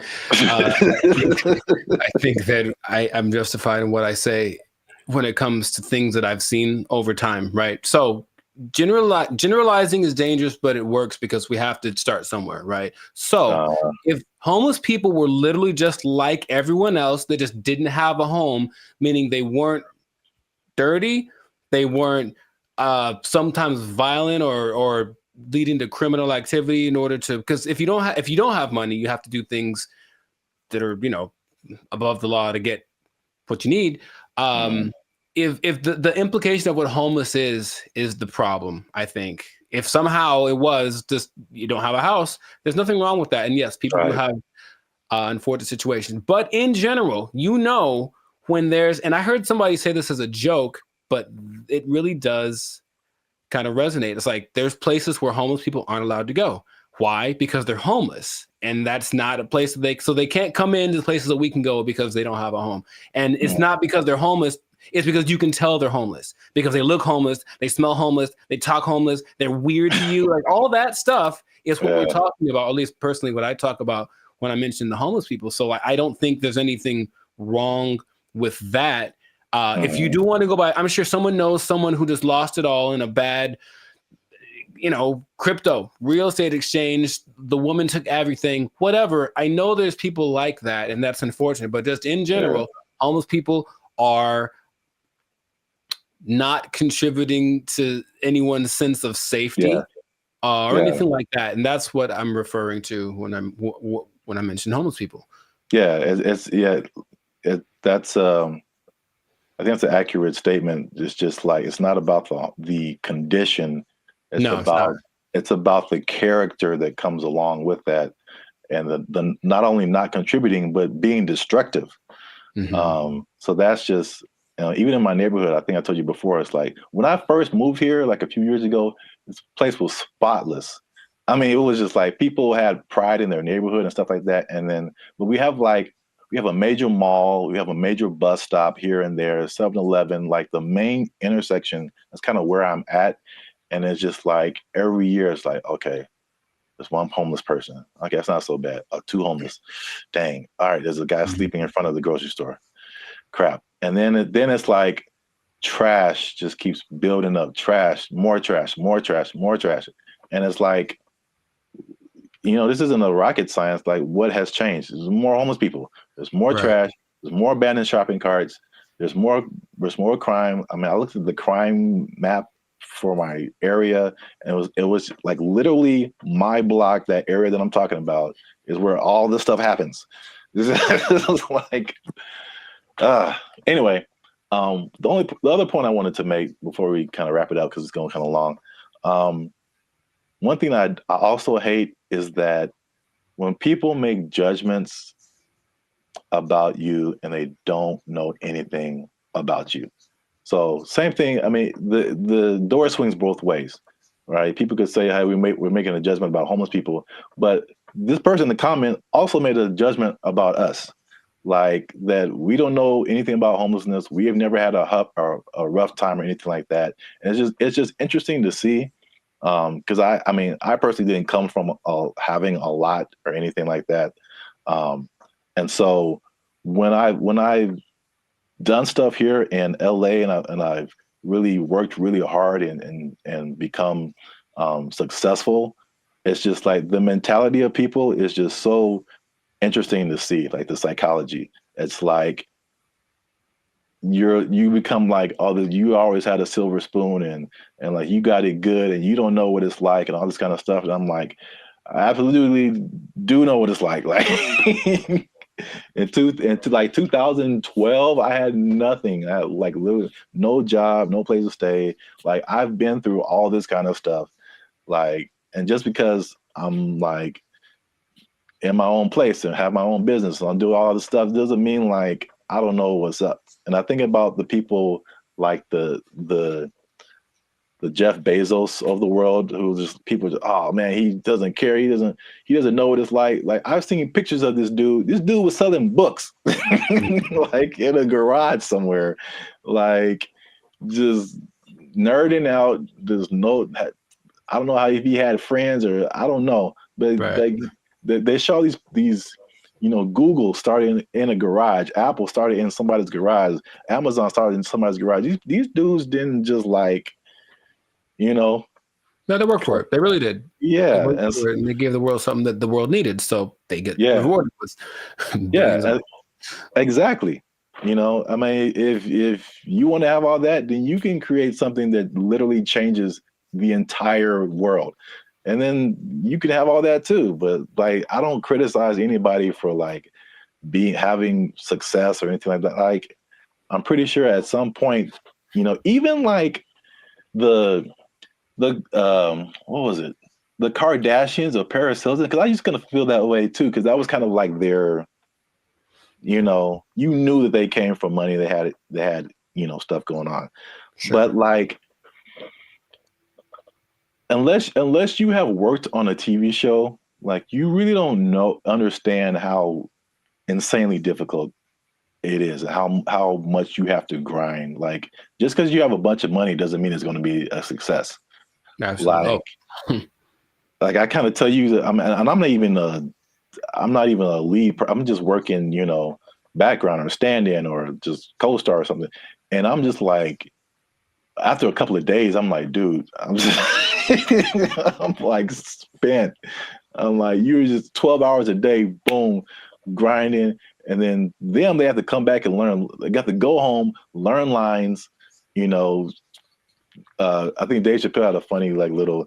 I do a Chappelle show, 14 hours a day. I come home, raise my kids for like 10 to 20 minutes, and I get back up and do it again. Yeah. Yeah, dude. Like anybody you see, even if they have money, they are grinding, man. And so that's kind of just I just wanted to make those points because it was just like upsetting that someone would come at us in the comments over that. It was just without any kind of perspective. Do you think the person that made the comment has a job? I feel like they do. I feel like we just hit a nerve.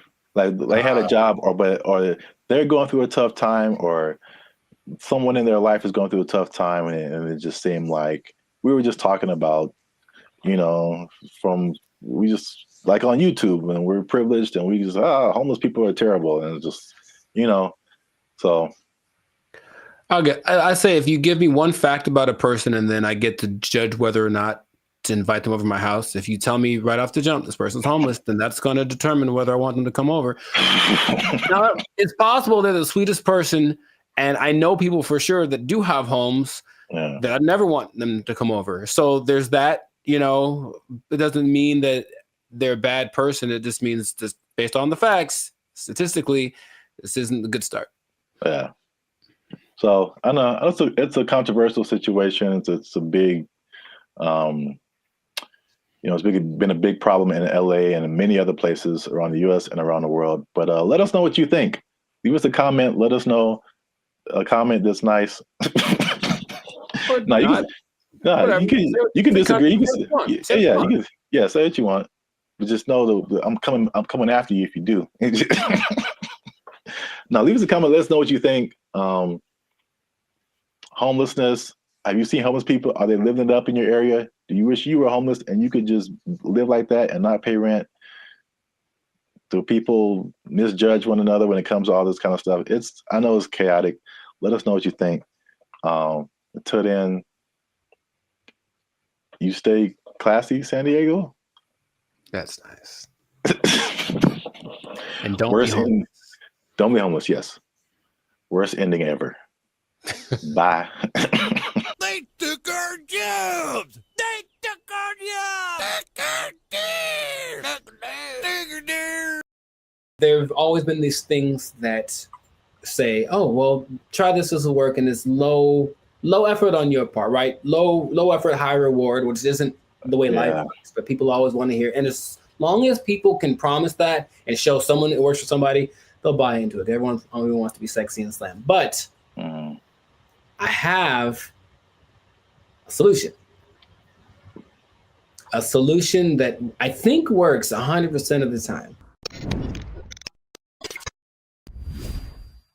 What's going on, everybody? I'm Jericho, and this is Zap, and we are the now 6-time international award-winning pop hip-hop duo, Bandit Future. That's right. We make clean, fun music that everyone can listen to with a sound that is uniquely California. And right now, in this moment, you're tuned into the Lifestyle Circus podcast, where we talk about stuff that is funny, interesting, and ridiculous. So before we get into this thing right here, make sure to like, subscribe, comment, and share this video with 2 people who want to lose weight. We're talking about it again because I know I see you. You want to drop some of them LBs, and there's a new way to do it. Now, of course, as always, not as always, as sometimes, stay tuned to the end because I have the answer for you.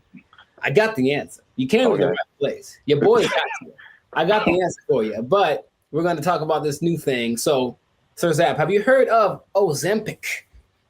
Ozempic? Mm-hmm. That sounds familiar, like one of those late night Pfizer commercials or something. Is it a pill? People make it. Oh, okay. But it's like all a pill you take. Well, it's an injection. And it's okay. all the rage because I don't know if you've seen Oprah's lately, Oprah plural, because she is omnipotent, I suppose, or omnipresent. But Oprah's is, I'm just going to say it like that every time. Oprah's is very slim right now. And everyone's like, what happened to Oprah? What are you doing? And she's like, I ain't gonna tell. Because that's what they're not gonna say. But everyone suspects that it's this Ozempic thing. Now, Oprah's whole thing is, I don't have willpower, so I never have, I'm fat, so I'm just gonna do it. And it's like, okay, more power to you. But Ozempic is actually a diabetes drug.